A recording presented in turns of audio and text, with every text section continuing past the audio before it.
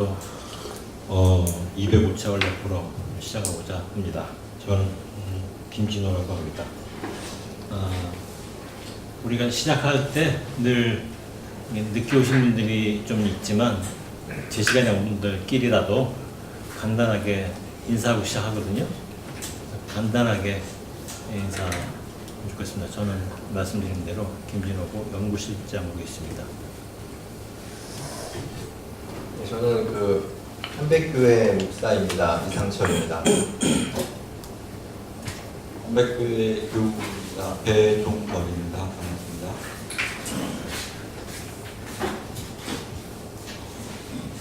저는 신학대학원 졸업하고요. 에큐메니알에서 일하게 된 윤병희 전도사입니다.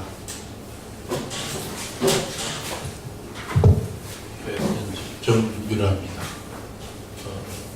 현재 국민의당에서 일하고 있습니다.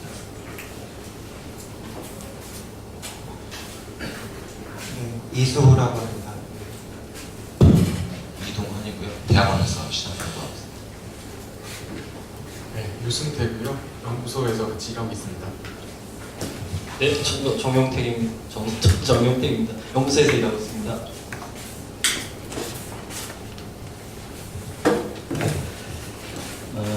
아직 못 오신 분들도 있겠지만 바로 시작을 하고자 합니다. 안병무 기념사업회하고 일본의 출판사하고 같이 공동으로 안병무 선생님의 선집을 일본어로 출간을 하고 있거든요. 지금 2권이 나왔죠. 네, 2권이 나왔고 앞으로 8권이 더 나올 예정으로 있습니다. 근데 이제 나오는 책별로 그 책에 관한 해제 글을 한국의 신학자들이 써서 일본어로 번역해서 책에 같이 첨부하고 있는데요. 안병무 선생님의 교회 이해에 관한 부분을 김현 목사님께서 맡으셔서 쓴 글입니다. 그래서 오늘은 안병무 선생님의 교회 이해, 특히 민중신학적 관점에서 안병무 선생님은 어떻게 교회를 생각하셨는지에 대해서 이렇게 생각해보는 기회가 되었으면 좋겠고요. 오늘 발제 맡으신 분은 다들 아시겠지만 김희연 향림교회 담임 목사님이시고요. 조직신학자입니다. 자세한 얘기는 김 박사님께서 더 하시면 좋겠고요. 네, 우리 박수로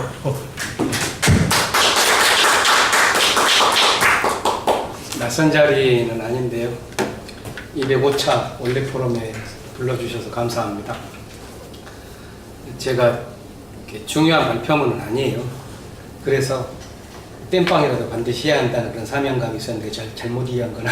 전혀 땜빵 아닙니다. 땜빵 아니에요. 우리는 땜빵 같은 거 안 합니다. 그렇군요. 아무튼 불러주셔서 감사합니다. 아까 김진호 목사님 말씀해 주셨는데요. 11쪽을 보면은 그 일본어판으로 된 안병무 저작선집의 책, 그 글 목록이에요. 그러니까 일본어판으로 된 글들이 좀 완성도가 높은 하나의 단행본들이 좀 있어요. 민중신학 이야기, 갈릴리아 예수, 역사에서. 그리고 나머지는 이제 이렇게 선집으로 안병무 선생님의 글에서 주제별로 묶어내는 건데요. 안병무와 민중신학적인 관점에서의 어떤 교회에 관련된 글들이고요. 그러니까 이게 레퍼런스라고 보시면 됩니다.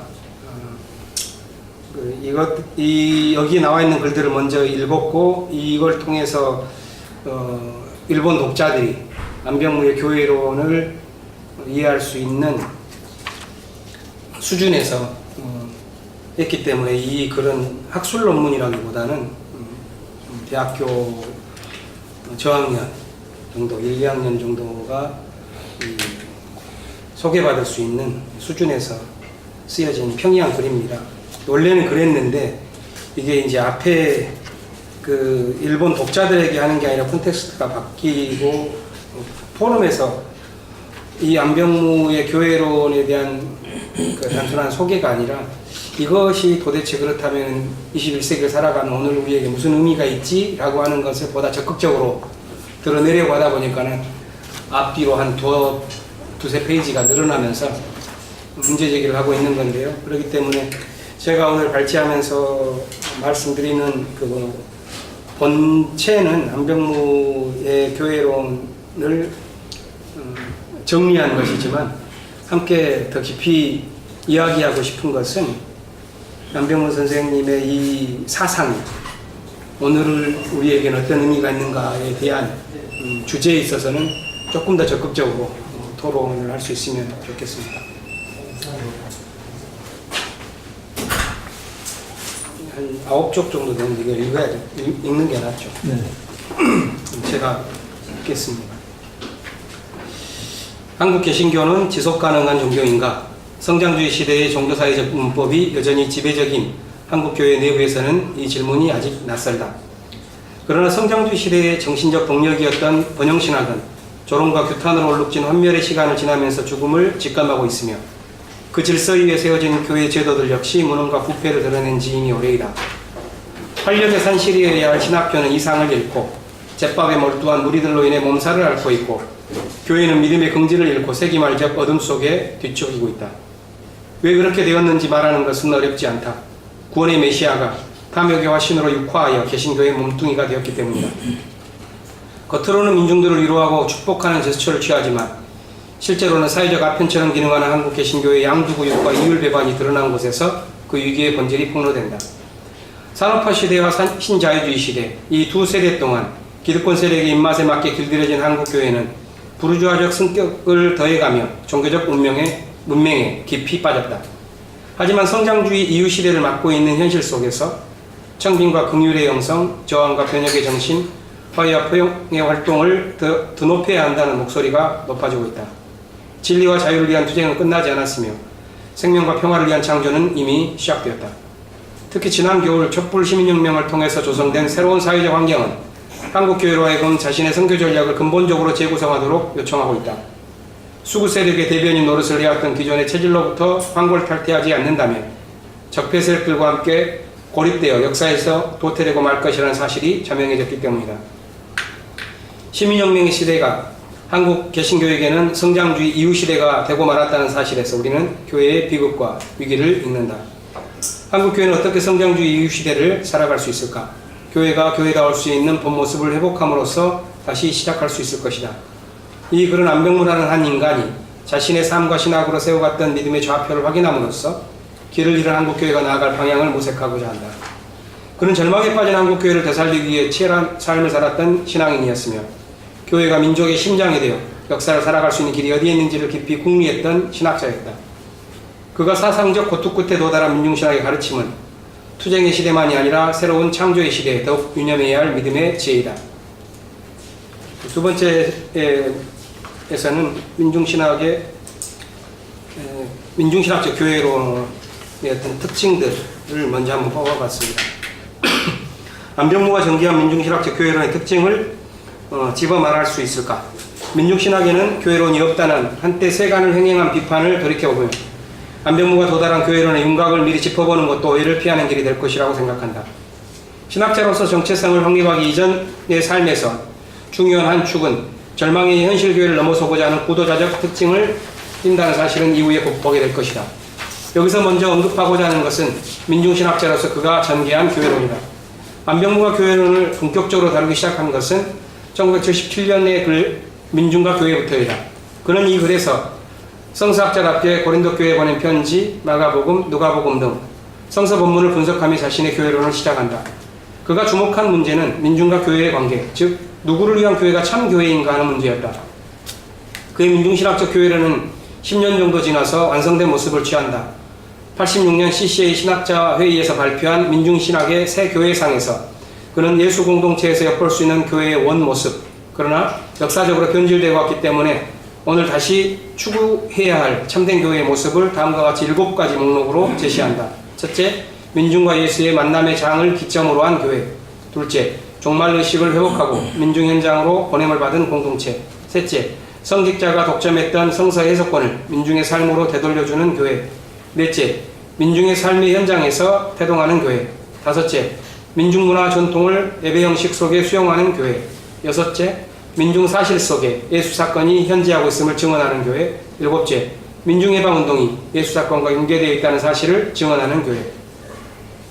이 목록에서 우리는 안병무의 교회론이 표방하는 핵심적인 관심사를 보게 된다. 그것을 요약하면 다음과 같다. 첫째, 전통신학이 민중을 교회의 선교 대상으로 간주하는 반면 안병무는 민중과 예수의 만남을 교회의 출발점으로 삼는다.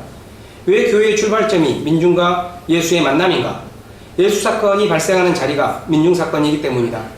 이것은 이원론으로 물든 서구 신학으로부터의 엑소더스 과정에서 얻은 해석학적 혁명이라고 안병무가 표현한 것으로서 안병무의 사건의 신학이 지닌 유기체적 사유의 특징을 보여준다. 사건의 신학은 민중사건 속에 현존하는 그리스도를 증언하는 신학으로서 교회의 증언 역시 민중사실 속에 예수사건이 현재하고 있음에 관한 것이다. 안병무의 교회론은 그의 사건의 신학이 지닌 비이원론적 해석학의 렌즈를 통해서 해석되어야 한다. 둘째, 예수사건이 민중사건의 현장에서 발생한다면 교회 역시 민중의 삶의 현장에서 태동한다. 그런 의미에서 안병무의 사건의 신학은 현장신학이요 상황신학이다. 예수의 가르침대로 하나님이 일하는 신이라면 하나님을 만나는 자리는 그가 일하는 현장이다. 현장과 상황이라는 표현을 통해 담고자 하는 것은 실천적 관심이요 살아있는 종교가 되고자 하는 열정이다. 다시 말해서 교회는 기성질서를 향유하는 종교기관이 아니라 종말의식을 회복하고 민중 현장으로 보냄을 받은 공동체여야 한다. 또한 민중의 삶의 자리에서 형성된 민중과 전통이 예배에 수용될 때 삶과 예배가 분리되지 않을 것이다. 셋째, 안병무는 역사 속의 교회가 현실과 이상 사이에 존재하는 탈향의 공동체로 보았다. 따라서 생동하는 종교가 되기 위해서는 전통과 제도의 한계와 폐해를 넘어서고자 하는 구도적 열정을 필요로 한다. 16세기 유럽의 종교개혁 운동이 바로 그 생동하는 종교정신을 대변한다. 이 운동은 전통적인 방식의 종교적 경건에 대해서 정직한 의혹을 제기했을 뿐만 아니라 신의 이름을 빙자하여 진리와 양심을 짓밟는 율법적 질서를 거부했다. 안병무 역시 성직자가 독점한 성서 해석권을 민중의 삶으로 되돌려주는 교회가 되어야 한다고 주장한다. 그것은 종교개혁 운동의 정신을 이어가는 것으로서 민중을 주인답게 하려는 것이다. 탈향의 공동체란 민중해방운동과 함께 움직이는 교회로서 그 운동이 예수사건과 연계되어 있다는 사실을 증언하는 공동체이다. 안병무는 그것을 가리켜 복음의 원점을 향한 교회의 운동이요 그 운동이 기존 교회의 사활의 열쇠라고 주장한다. 뒤 이어지는 글에서 이상의 세 가지 사항을 하나씩 자세하게 서술함으로써 안병무의 교회론을 말할 것이다. 하지만 그런 신학적 평가보다 먼저 주목해야 할 점이 있다. 그것은 그의 삶과 신앙이 매우 교회적이었다는 사실이다. 신학자 안병무의 교회론을 관찰하기에 앞서 신앙인 안병무의 교회적 실험과 삶의 분투를 살펴볼 필요가 있다. 예수를 향한 신앙운동의 열정에서 사도행전에 나오는 교회의 본래 모습을 되살리려는 진심에서 신앙의 공동체를 이루기 위한 헌신의 순수에서 안병무는 진정으로 교회적이었다. 역사적 예수의 참모습을 발견하고자 했던 그의 신학적 치열함 역시 신앙 공동체를 통해 이루고자 했던 그의 구도적 열망과 무관하지 않다. 신앙인 안병무의 교회에 대한 열정과 사랑은 교회의 본질을 회복하려는 것이었다. 그의 사랑은 기성교회에 대한 통렬한 비판과 평신도 중심의 신앙 공동체 운동으로 나타났다. 그 운동은 수도적 생활 공동체 운동으로 실험되기 시작하다가 마침내는 고난받는 민중의 삶의 현장 속에서 신앙 공동체의 본질을 되찾으려는 운동으로 전개되어 왔다. 안병무의 마음에 그려진 교회가 처음에는 제도적 요소를 전제하고 있었다면 민중신학적 구상이 구체화됨에 따라 점차적으로 민중의 삶과 투쟁 속에 담겨있는 사건적 요소를 강조하는 방향으로 진행되었다.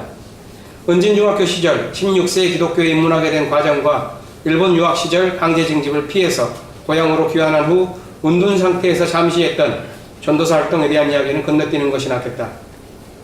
안병무가 주체적으로 벌인 최초의 종교 실험은 서울대 기독학생의 동료들과 일신회를 만든 1947년 어간에 있었다. 이들은 한 신앙, 한 몸, 한 믿음으로 진정한 신앙 공동체를 꿈꾸며 각 가정을 돌면서 성서 연구와 기도와 토론을 진지하게 벌였다. 그러던 중 안병무는 우연찮은 기회로 일신교회의 설교자로서 부름을 받는다. 성직 과정을 밟아본 적도 없는 26살 청년 안병무는 거기에서 민중들의 실제적인 삶에서 빗나간 기성교회의 가르침을 극복할 수 있는 단서를 찾고자 했을 것이다. 그러나 이 실험은 한국전쟁의 발발로 끝나고 말았다. 한 수도원에서 기도회를 갔던 안병무의 동지들은 전쟁 발발 소식을 듣고 아무런 약속도 없이 뿔뿔이 터지고 만다. 한국 전쟁의 과정에서 경험한 절망과 환멸은 안병무로 하여금 기성교회의 전통적 교리와 제도로부터 벗어나 보다 의식적인 종교 실험을 하도록 이끌었다. 한국 전쟁의 와중에 시작된 일신의 동지들과의 공동생활은 보다 뚜렷한 평신도 공동체의 건설로 발전한다. 비슷한 시기에 출간된 잡지 야성이 발행 부수 3,000부에 이르는 대성공을 보였으니 신앙 공동체의 건설에 대한 자신감도 생겼을 것이다. 이 시기에 쓴 목회론, 내가 만일 목회를 한다면 이라는 글에는 아주 아름답고 고상한 교회를 세워보았으면 하는 고백이 바람이 담겨있다. 그 결과로 향민교회가 태어난다. 이 교회는 평신도 생활 공동체, 입체적 교회, 독립교회 이상을 안고 출발했다. 종교개혁 운동의 정신을 되살려 전통적 제도교회의 한계를 뛰어넘고자 하는 신앙의 모험이었다. 그러나 안병무의 공동체 실험은 3년을 넘기지 못하고 중단된다. 가정을 둔 동지들의 현실은 생활 공동체라는 이상을 번번이 좌절시켰고 급속도로 불어나는 교인들로 인해 그의 마음에는 기성교회를 반복하고 있다는 회의가 일어난다. 안병무는 자신만의 완벽한 고독 속으로 탈출할 계획을 안고 56년 독일로 유학을 떠난다. 그것이 도피만은 아니었다. 제도교회의 교리에서는 감추어진 역사적 예술을 찾고자 하는 갈망이 그를 이끌고 있었기 때문이다. 57년 1월 독일에서 쓴 편지에서 그 사람이 누군지를 아는 날은 참 자기를 발견하는 날이 될 것이라고 고백한다. 향민교회의 초창기 실험이 안병무에게 좌절을 안겨준 것은 사실이지만 그것이 끝은 아니었다. 독일에서 돌아온 후 설교자로 복귀했고 그 후에도 일생토록 이 교회의 운명에 참여한다. 향민교회가 출범한 지 30여 년이 된 1986년 여름 그는 현실과 이상 사이의 교회상이라는 글에서 고민 어린 심정을 피력한다. 향민교회의 출범 정신인 생활공동체, 평신도교회, 입체적 선교와 같은 처음 꿈은 무산되었다고 진단한 것이다. 하지만 그것은 실패했다는 진단이라기보다는 현실과 이상 사이를 살아가는 모든 신앙 공동체를 향한 분투의 촉구로 들린다. 1970년대 중반 이후 민중신학의 시대를 열어간 안병무의 삶은 신학사상운동만이 아니라 계속되는 신앙 공동체 운동이기도 했다. 1975년 교수직에서 강제해직된 그는 동료 해직 교수 및 구속자 가족과 함께 갈릴리 교회를 만들고 설교자 중 한 명으로 참여한다. 이 교회는 민중들의 십자가 현장을 예배당으로 삼는 교회였다. 80년 5월 안병무는 개신교 수녀회 한국디아코니아 자매의 설립에 결정적인 역할을 했을 뿐만 아니라 이후에도 지속적인 동행을 한다. 87년에 창립된 한백교회는 설교와 예전에서 개방된 교회로서 이전의 교회보다 평등 공동체로서의 성격이 강화되었다. 향민교회의 첫 번째 분가교회로서 93년에 세워진 강남 향민교회에서도 그는 정신적 지주 역할을 했다. 안병무에게 교회는 무엇일까? 그에게 교회라는 단어는 양가적인 의미를 지닌다. 교리와 교권에 의해서 주도되는 종교 집단으로서의 교회는 온몸으로 저항해야 하는 것인 반면 예수운동을 이어가려는 신앙 공동체로서의 교회는 온 삶을 바쳐 이루어가야 할 그 무엇이다. 그것은 확립된 제도 자체가 목적이 되어버린 기성교회에 대한 신랄한 비판이요 예수의 삶을 본받으려고 하는 신앙 공동체에 대한 절대 긍정이다. 훗날 그는 한 편지에서 교회를 부정하고 공동체를 구성하려고 애썼다고 수려한다.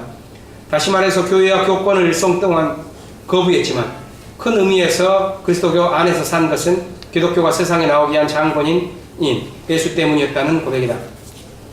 안병무는 일생 동안 신앙 공동체 운동을 전개했다. 일신교회, 향민교회, 갈릴리교회, 한국디아코니아 자매회, 한백교회는 그 운동의 결과물이다. 그를 이해하기 위해서는 민중신학자라는 정체성보다 그가 얼마나 교회적 존재였는지를 먼저 아는 것이 필요하다. 그럼에도 불구하고 우리는 안병무 자신의 개인적 실험과 성취보다 그가 한국교회에 끼친 커다란 영향에 주목하게 된다. 그의 민중신학적 가르침으로 인해 한국교회의 신학적이고 교회적 모험이 잇따르게 되었기 때문이다. 아까 앞에서 말했었던 그 세 가지 사안을 한 섹션씩 좀 더 구체적으로 살펴보고자 합니다. 안병무 교회론의 해석학적 렌즈로서의 사건의 신학에 대해서 안병무의 교회론은 그의 신학적 세계관인 사건의 신학의 안내를 받아서 조명되어야만 한다. 이른바 사건의 신학이 그의 교회론의 못자리이다. 안병무는 신학을 현존의 그리스도를 묻는 작업으로 이해했다. 그가 역사적 예수를 좇아 살았던 것은 현존하는 그리스도를 증언하기 위해서, 다시 말해서 성서의 예수와 민중사건 속에 드러나는 그리스도를 잊기 위해서였다. 안병무는 이 과제의 실마리를 사건 개념에서 찾았다. 그는 사건으로서의 예수, 즉 예수 사건으로서 그를 새롭게 이해하게 되니까 역사적 예수에게 접근하는 큰 신장로가 열린 느낌이 들었다고 수려한다. 사건의 신학에서는 그리스도의 십자가도 사건이요, 부활도 사건이요, 오순절도 사건이며 바울의 생애 전체도 사건의 연속이며 기독교의 역사도 사건을 통해 이루어져가는 것으로 이해된다.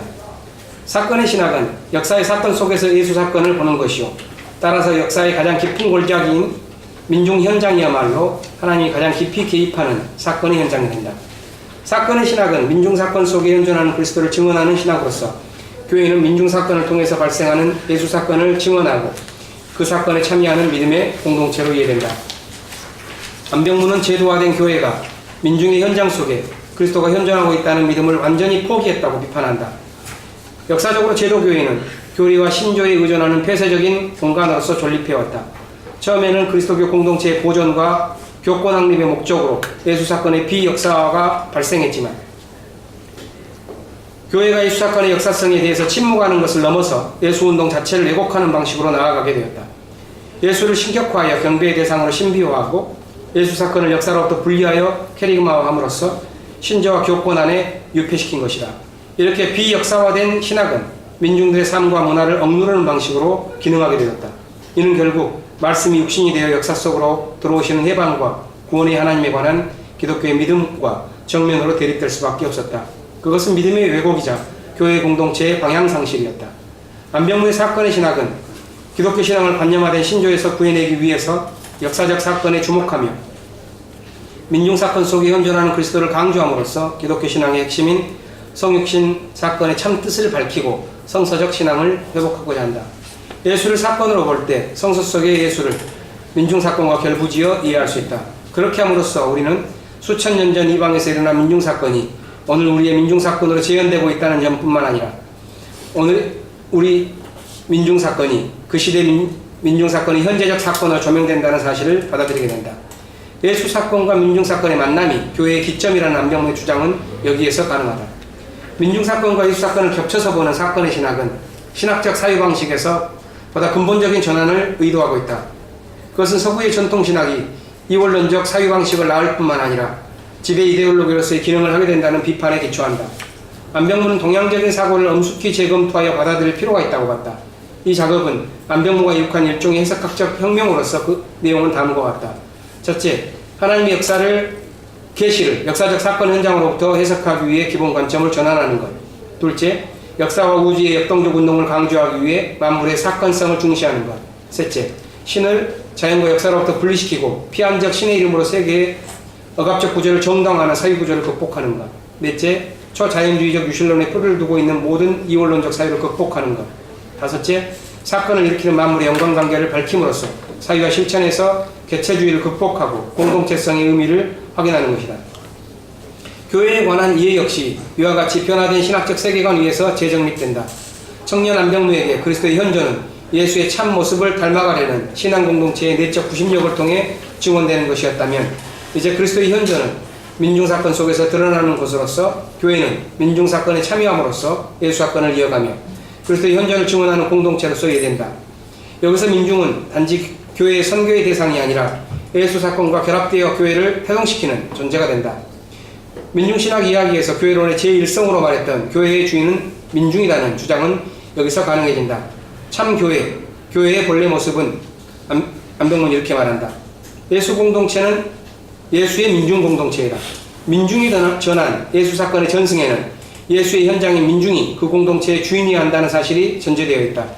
따라서 우리는 민중과 예수의 만남, 민중과 예수의 사이에서 일어난 사건 속에서 참 교회를 추구해야 한다. 하나님 나라가 도래하는 종말적 현장에 모인 지금 모인 공동체, 이것이 교회의 원모습이다. 5. 민중들의 삶의 현장에서 피어나는 교회. 안병문은 교회가 예수와 민중이 만나는 곳에서 태동하였고 오늘의 교회는 민중들의 삶에 뿌리를 내림으로써 관념적 교리와 제도의 껍질을 깨뜨리고 새로 거듭난다고 본다. 교회는 민중 현장에서 일하시는 하나님을 만나고 민중 사건을 통해서 정의와 평화로 화육하시는 그리스도를 경험한다. 민중이 처한 역사적 상황에 주목하고 민중의 고통과 꿈을 나눌 때 교회는 기성체제의 기득권을 향유하는 종교기관이 아니라 부름받은 공동체로서의 사명을 감당할 수 있게 된다. 교회가 증언하는 복음은 민중의 상황 속에서 재해석되어야 하며 선교적 실천은 민중 현장 속에서 그 생명력을 가져야 한다. 교회가 전통이나 교리를 객관적인 진리인 것처럼 강조하고 그것을 구원의 보편적인 기준으로 삼을 때 사건의 현장에서 경험해야 할 창조의 하나님으로부터 유래되고 만다. 하나님이 지금도 창조 활동을 멈추지 않고 있다면 하나님의 활동은 기성교리에 모두 담기지 않는다. 그런 의미에서 복음의 상황화는 신학의 정언 명령이다. 안병무가 한국 민중의 상황 속에서 한국적 기독교를 추구했던 것은 기독교 복음으로부터의 이탈이 아니다. 그는 서구의 문화와 기독교의 복음을 분리해야 한다고 봤다. 그 둘을 분리해서 인식하지 않았기 때문에 기독교인이 되는 것이 곧 서구인이 되는 것으로 생각하는 오리에 빠졌다고 봤다. 안병무는 한국 기독교의 역사적 자학과 주체적 현실 인식이 필요하다고 봤고 민중신학을 통해서 한국적 그리스도인상의 모색을 시도했다. 그는 새로운 한국적 그리스도인상의 모색은 눌리고 착취당하는 민중과 민족의 고난에 동참하면서 하나님 앞에 정직하게 서려는 노력과 병행될 수밖에 없다고 말한다.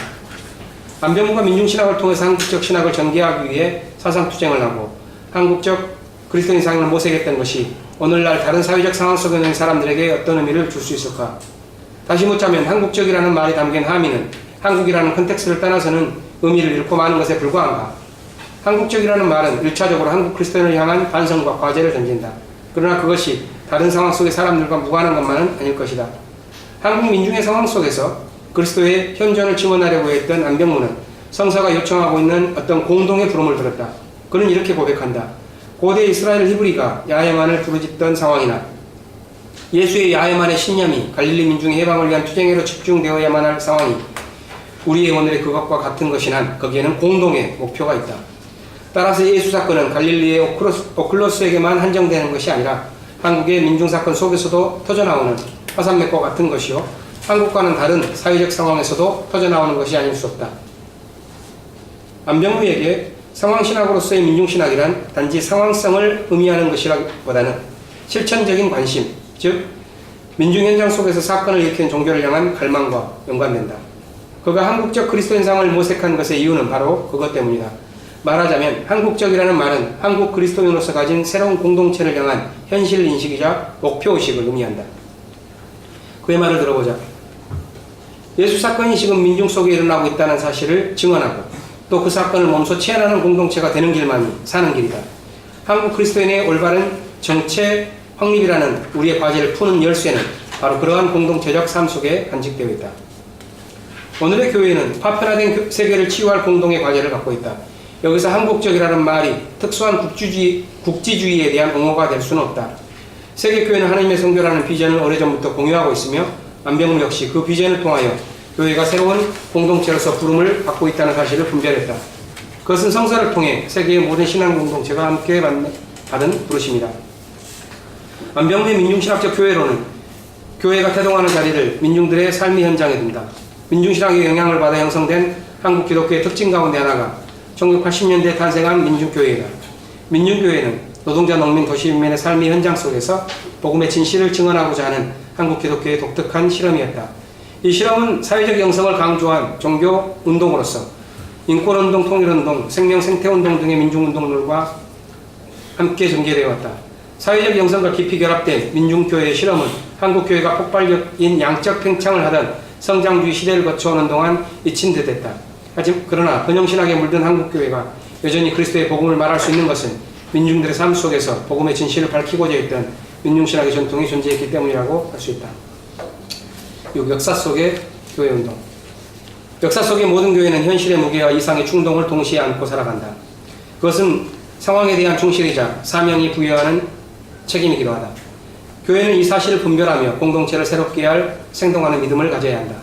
출애굽 공동체가 가나안에 정착한 후 성전을 짓고 율법을 만들어 제도교회로 변모해간 사실을 우리는 안다.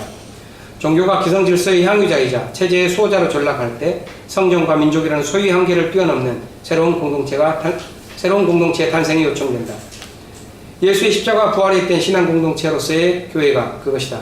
하지만 유대인의 종교에 드려진 운명의 그림자가 역사의 도상에 있는 모든 교회에게도 동일하게 드려져 있다는 사실 또한 부정될 수 없다. 따라서 교회는 자신을 갱신함으로써 거듭나는 팔량의 공동체가 되어야 한다. 안병무는 왜 복음서가 에클레시아라는 단어를 거듭 언급하지 않았는가를 물으며 이 문제를 환기시킨다. 교회를 뜻한 에클레시아라는 단어는 바울서신에 46회나 사용된다.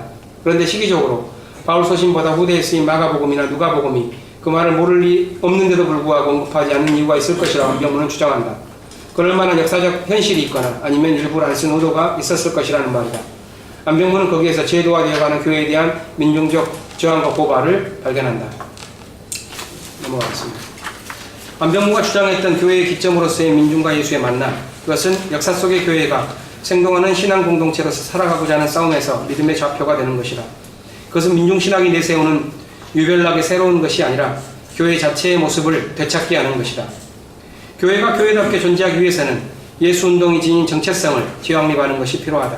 그것은 예수의 에토스가 한번 피워봤던 꽃을 다시 피우기 위해서 예수를 따르는 모든 신앙 공동체가 회복해야 할 정체성이다. 안병무는 그것을 가리켜 원점으로 돌아가는 운동이라고 봤다. 교회의 원점은 모든 생명을 살리는 운동으로서의 예수운동이다. 안병무는 예수의 에토스를 다시 피우기 위해 원점으로 돌아가는 운동을 해야 한다는 점을 여러 곳에서 강조한다. 예수운동의 정체성이 회복되는 원점으로 돌아가는 운동은 과거로 회귀하는 운동이 아니라 다가오는 나라를 향한 운동이다. 역사 속의 교회는 하나님 나라 자체는 아니지만 이제 올 하나님 나라를 앞당겨 사는 공동체로서 하나님 나라에 참여하기 위해 이 역사에 있는 전유대이다. 무엇을 위한 전유대인가? 생명을 살리는 운동이다. 안병무는 교회의 사명이 살림운동에 있다고 말한다. 그것이 모든 예수운동의 본질이자 정체성이다. 살림운동을 위해 신이 맨 밑바닥으로 온 것, 아니 밑바닥이 된 것, 바로 그것이 예수의 사건이요 민중사건이지만 이 예수 사건을 증언하는 것이 교회의 사명이다. 기성교회는 계속적인 갱신을 통해 바로 이 원점으로 돌아가야 한다. 마지막 적용입니다. 촛불 시민혁명과 한국교회 선교. 지난 겨울에 촛불을 들고 구호를 외치며 종로와 광화문을 걸었던 사람들은 신자유주의 시대의 세계적 이정표가 될 새로운 시민혁명의 진면모를 느꼈을 것이다. 시민들은 심리적 불안감을 갖고 있지 않았으며 평화적 수단을 레디컬하게 활용하며 빠른 속도로 진화했다. 일렁이는 촛불에는 민중들의 누적된 고통이 담겨있고 적폐청산을 향한 사회적 분노가 놀라울 정도로 압축되어 있었다. 이 혁명적 잠재성이 평화의 지평을 절묘하게 넓혀갔다. 아직 100만 명이 채 모이기 전인 11월 13일 새누리당 비박 계열은 당 해체를 추진하겠다고 선언했다. 그리고 한 달 후 국회는 박근혜 탄핵 소추안을 압도적인 표차로 가결시킨다. 그들이 누구인가? 대의자라는 형식적 민주제도를 자신들의 기득권 유지 수단으로 삼고서 민중들의 바람과 요청을 거듭거듭 배반했던 자들이다. 그러나 촛불은 거기 머물지 않고 한겨울 추위와 눈보라를 견뎌내면서 마침내 봄을 터뜨렸다. 넉 달 남짓 기간 동안 진행된 촛불 집회는 현대사회에서 가능한 혁명운동의 위대한 사례로 기억될 것이다. 기득권 체제란 것이 얼마나 교활하고 집요하던가. 자본과 권력이 촘촘히 엮인 현대사회에서 삼권 분립이란 명목상으로는 국민주권을 지키기 위한 힘의 효율적 안배이지만 그 실상은 기득권자들의 삼중 안전장치요 체제 유지를 위한 삼중 플레이에 가깝다. 그런데 이번에 촛불은 그것을 하나씩 차례대로 무너뜨렸고 따라서 시민들이 스스로 주권을 실현하겠다고 마음먹었을 때 어떤 일이 벌어지게 되는지를 온 세계로 하여금 목도하게 했다. 이 사건의 의의는 앞으로 계속해서 되새겨질 것이라고 생각된다. 1789년 프랑스 혁명과 1917년의 러시아 혁명은 낡은 체제를 파괴한 상징적 사건으로서 그 이후에는 이전과 다른 사회 제도가 만들어졌다. 그 혁명 정신의 유산이 이 세계를 얼마나 활력 있게 만들었는지 그 사례를 이루 다 말할 수 없다. 그러나 지난 한 세대 동안 세계화라는 미명하에 구축된 신자유주의 체제에서는 대부분의 변혁운동이 공전을 거듭했다. 그러는 사이에 혁명의 이상은 비현실적인 유령처럼 떠돌거나 진취성이 거세된 채 제도 속으로 편입되는 욕망의 기호처럼 변질되었다. 온통 신자유주의 물결이 몰아치는 절망의 바다였다. 교회도 번영의 약속이 거래되는 암흑의 세계였다. 때로는 새로운 혁명이론이 재창되었다. 주로 과거의 전복 전략과는 다른 사이 전술이었다. 이 전술은 깨어난 영혼들을 향해 약탈적 자본주의 체제의 틈바구니 속으로 유목민족 탈주를 하라고 요청한다. 그러나 그 탈주에 귀에 맞아 박탈된 대다수의 사람들은 다른 틈바구니, 즉 자본의 틈새에서 생존의 길을 걸어야만 했다. 바로 그 사람들이 자신들의 실망과 절망의 경험을 갖고서 촛불 집회에 모였고 부지불식간의 혁명을 도모했다. 그들이 사용한 전략은 자기 땅 안에서 유배당해온 현실을 직시하고 즉시 주권자로서 도약하는 것이었다. 지난 20여 회의 촛불 집회는 인비안드 시민혁명의 도약의 적인혁명의 실험 과정이었다. 이 혁명은 자기 도약을 요구하는 것으로서 이 도약에는 어떤 부름에 응답하려는 종교적 측면이 있다. 그것은 자기 욕망에 빠져들어가는 것과는 다른 방향, 즉 이웃의 아픔, 그리고 그것과 유사한 자신의 고통에 대한 자각이 일종의 부름이 되어 자신을 해방시키는 경험을 하게 한다. 촛불 집회에서 등장했던 수많은 아픔의 증언들은 우리 시대의 혁명 이론이었고 앞으로도 이 증언이 울리는 한 혁명은 계속될 것이다. 우리는 여기에서 교회가 무엇을 위하여 또 누구를 위하여 증언을 해야 하는지를 배우게 된다. 교회는 시대의 아픔이 되었던 바로 그들을 선교의 주체로 삼고 그들과 함께 역사를 항해해야 한다. 이제까지 대부분의 한국 교회는 민중들을 선교의 대상으로 여기고 교회의 교리로서 계몽시켜야 할 존재로 여겼다. 비상식적인 지식을 믿음으로 가르침으로써 신앙인을 반지성주의에 빠뜨리고 안락한 종교 서비스에 탐닉하게 함으로써 인간을 더욱 인간답게 타오르게 할 예수운동의 전선을 붕괴시켰다. 그것은 교리주의에 물든 교회의 무능이요 성장주의 시대를 지나온 교회의 정신적 병폐이다. 성장주의 시대의 이유를 살아갈 한국교회가 되찾아야 할 믿음의 좌표는 민중과 함께했던 예수의 갈릴리 선교이다. 안병구는 교회의 출발점을 민중들 속에 담긴 예수의 에토스에서 찾았다. 교회가 생동하는 공동체로서 역사를 살아가기 위해서는 바로 이 예수의 에토스를 민중의 삶 속에서 피워내야 한다. 그것이 바로 민중사건 속에 그리스도가 현존하고 있음을 증언하는 일이다. 바로 이 증언과 믿음의 활동으로서 무기력에 빠진 교회의 한가운데서 종교혁명을 다시 시작해야 한다. 종교혁명은 민중의 종교성을 보다 깊은 차원으로 읽고 대처하는 것으로서 출발해야 한다. 다시 말해서 적자적 현실에 만연한 편협성과 자기욕망을 소비하며 독보소처럼 자란 개신교의 종교성은 깊은 차원의 회개를 필요로 한다.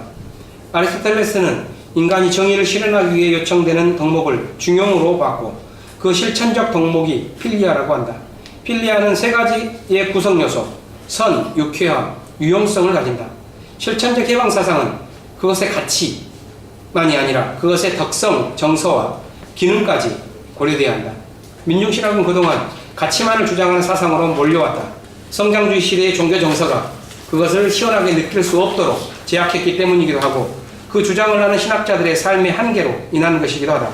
그러나 성장주의 시대의 정서가 벗겨지자 민중신학은 이제 유쾌하게 다가오는 듯하다.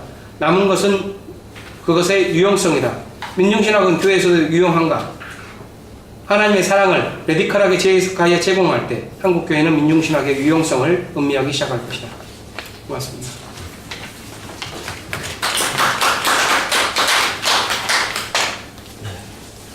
보통은 저희가 발제 시간을 1시간을 드리거든요. 근데 말씀을 안 드렸더니 이렇게 급하게 읽으셔서 이렇게 중간중간에 말씀을 따로 안 하셔서 저희가 시간을 20분 정도를 벌었습니다. 그래서 억울하시겠지만 20분 우리가 더 이야기할 시간을 갖게 돼서 다행이라고 생각이 드는데요. 잠시 쉬었다가 저기 시계로 15분에 와서 다시 하겠습니다. 네. 발제 그래서 어렵지 않은 글이어서 아마 다들 이해하시는 게 어렵지 않았을 거라고 생각되는데 보신 것처럼 안병무 선생님에서 가장 중요한 신학적 키워드는 예수와 민중이 더불어 일으킨 사건일 거고 그 사건이 구현되는 장소로서의 교회가 안병무 선생님이 꿈꾸는 교회인데 또 이 글에서 나타났지만 안병무 선생님은 꿈만 꾸는 사람이 아니라 구체적으로 교회를 수없이 만들면서 평생 교회와 더불어 산 분이란 말이죠. 그러니까 이제 사건과 교회가 어떻게 보면 잘 맞기가 어려운 면이 있는데 그런 것들을 안병무 선생님은 어떻게 꿈꿔 구체화시키고자 노력했는지 안병무의 생각의 진행 과정, 안병무의 문제의식에 얼마큼 관철되고 남겨진 것이 있는지 이런 것들을 함께 이야기해보는 시간이 되었으면 좋겠습니다. 질문하실 거나 의견 있으실 거나 시간이 충분하니까 기타 없이 말씀하시지만 말씀하실 때 저한테 신호를 주시면 마이크를 드릴 겁니다. 왜냐면요 이게 다 녹음되는 거거든요. 네, 그러니까 꼭 마이크를 대고 말씀해 주시기 바랍니다. 네.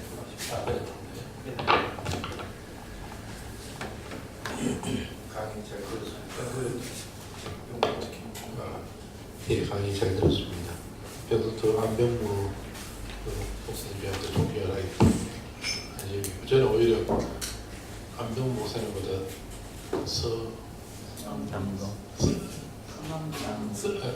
갑자기 서남동. 서남동 목사님이 글을 오히려 일찍이 더 접했습니다. 그분한테도 감성적으로 받고 해서 더 감동을 받고 했는데 한 가지 제가 말씀 질문 드릴 경우에 생각하는 게 안병 목사님은 이제 민중과의 사건 속에서 안병무 목사 아니에요? 네. 선생님 안병 선생님은 민중교회라는 것이 민중 속에서 일어나서 사건으로 해서 같이 거기에 머무는 정도로 저는 그 맞죠, 그렇지 않습니까? 근데 제가 볼 때 복음서를 보면은 예수님의 모든 비유도 그렇고 잃어버린 양도 그렇고 잃어버린 동전도 그렇고 여러 가지가 찾아가지고 그렇게 99개 중에 잃어버린 한 마리를 찾아서 100마리 속에 집어넣는단 말이죠. 저는 그거를 저는 복지 전문가이기 때문에 복지 공동체가 저는 예수님의 그 구성한 하나님 나라라고 보거든요. 잃어버린 한 마리 양을 찾아가서 100마리를 채워가지고 같이 살게 하는 거죠. 그럴 때 이 안병무 쌤의 이 교회하고 이렇게 약간 갭이 있지 않을까 저는 그 생각이 되었습니다. 어찌 생각하십니까? 그때마다 답을 할까요? 네, 그래도 될 것 그러게요. 정 선생님 말씀하시는 거랑 저랑 그렇게 큰 차이는 잘 모르겠어요. 그리고 이제 뉘앙스의 차이가 있을 수가 있겠는데요. 그러니까 운동의 전략을 어떻게 두는가 하는 게 그것도 시대마다 조금씩 달라지는 것 같아요.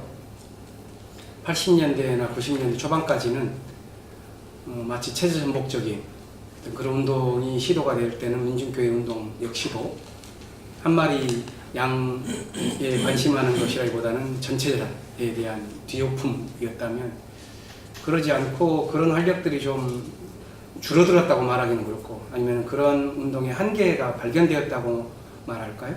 그럴 때는 아까 말씀하신 것처럼 복지공동체적인 이상들 이런 것들을 잃어버린 지역에 대한 주목과 집중을 통하여 확보해내는 것이 오히려 기독교 정신에 부합된다 하는 그런 경향성들이 강화되고 그러는 것 같고요. 제가 이제 마지막에는 또 이제 했었던 것은 물론 그 복지 공동체적인 이상이 부정되는 것은 아니지만 전략 자체가 파편화되고 도주적인 그런 어떤 노마딕한 그런 경향성들이 한 20년간 주도되었었던 운동 전술이었다면 지난 촛불에서는 그것과는 좀 다른 자기 영역 자체를 다시 한번 체제 전복을 하면서 완전히 확보해내면서 주인으로 등극하는 그런 운동의 어떤 징후들이 있지 않았는가 하는 거였는데요. 그것에 대해서 한번 이야기를 해보면 평가가 다를 것 같고 다른 사람들마다 재미있을 것 같은데요. 저는 이제 그 주장을 했었던 이유는 민중신앙 역시도 이제까지 평가가 될 때에는 마치 주변부에서 일어나는 물론 그것이 틀린 말은 아닙니다. 그러나 교회라고 하는 것 자체를 그냥 제도라는 것으로 폄하해버리면서 그냥 포기해버리고 그 안에 있는 뒷제도 안에서 고통당하는 예를 들어서 그런 운동에 대한 것들을 하다 보니까 심지어 이런 어이없는 일들까지 벌어지는 거예요. 민중에 오히려 주목한 신학은 순복음 신학이다 말하면서 민중신학을 순복음이 가져가는 사실 영산신학연구소에서 민중신학을 굉장히 많이 수입을 해갔잖아요. 그리고 영산신학 사상 출신자들이 외국에서 논문을 쓸 때 많이 나오고 있으니까 민중신학을 쓴다거나 그러면서 굉장히 다른 방향으로 가고 있다면 물론 그것이 원인은 아니지만 돌이켜 생각을 해보니까 교회 역시도 민중들이 있었던 공간이라면 그것에 대한 교회적인 책임감의 문제가 좀 심각하게 좀 제고되어야 되지 않겠는가 하는 그런 저희 문제의식을 섞은 건데요. 그것에 대한 평가는 조금 더 다른 분들의 이야기를 들으면서 한번 해가 보도록 하겠습니다.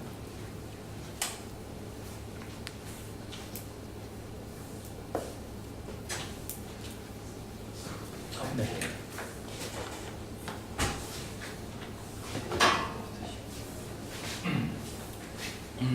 제가 관심이 좀 있었는데 마침 또 이런 주제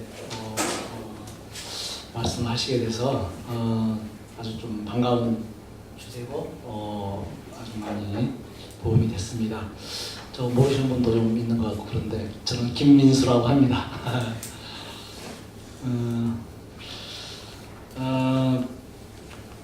그 사실 이제 민중교회가 한때 한 뭐 100개 정도 뭐 됐었죠, 전국에. 그런데 지금은 이제 우리는 민중교회다 이렇게 표방하는 교회가 몇 개나 있는지, 혹 있기는 한지, 이제 그런 이제 일단 질문이 이제 저는 어쨌든 이렇게 쭉 그 경험을 돌이켜 보면 좀 아픔이라고 할까, 이제 그런 질문이 있어요. 이제 그런 걸 계속 뭐 반성한다고 할까, 뭐 그런 이제 생각을 하게 되는데, 일단 하나는 그 교회라고 하는 것이 그 민중 사건 현장이라고 하는 측면도 당연히 이제 중요한, 정말 민중 신학이 우리 교회 또는 신학의 역사 속에 정말 지워지지 않을 그런 중요한 그런 이제 어떤 방향성 같은 것을 밝혀줬는데, 또 동시에 이 신자들의 공동체라고 하는, 어쨌든 믿음 있는 사람들의 공동체라고 하는 그 성격이 또 만만치가 않다고 저는 생각을 하거든요. 그러니까 노동조합이 민중교회 또는 교회일 수는 없다. 또 노동조합 운동하다가 기독교인들이 모여서 잠깐 예배드리고 기도하고 할 수 있고, 그것도 우리가 교회라고 표현을 하지만 좀 더 민중교회라고, 아니 그냥 교회, 정말 민중의 사건 속에 있는 교회, 뭐 이런 어떤 정신을 가지고 교회라고 하는 것을 더 적극적으로 생각하고 더 좀 더 일반적인 형태로 생각할 때에는 그것이 아닌 결국 현장으로부터 잠시 물러나서 라고 하는 설정을 해야 되지 않을까?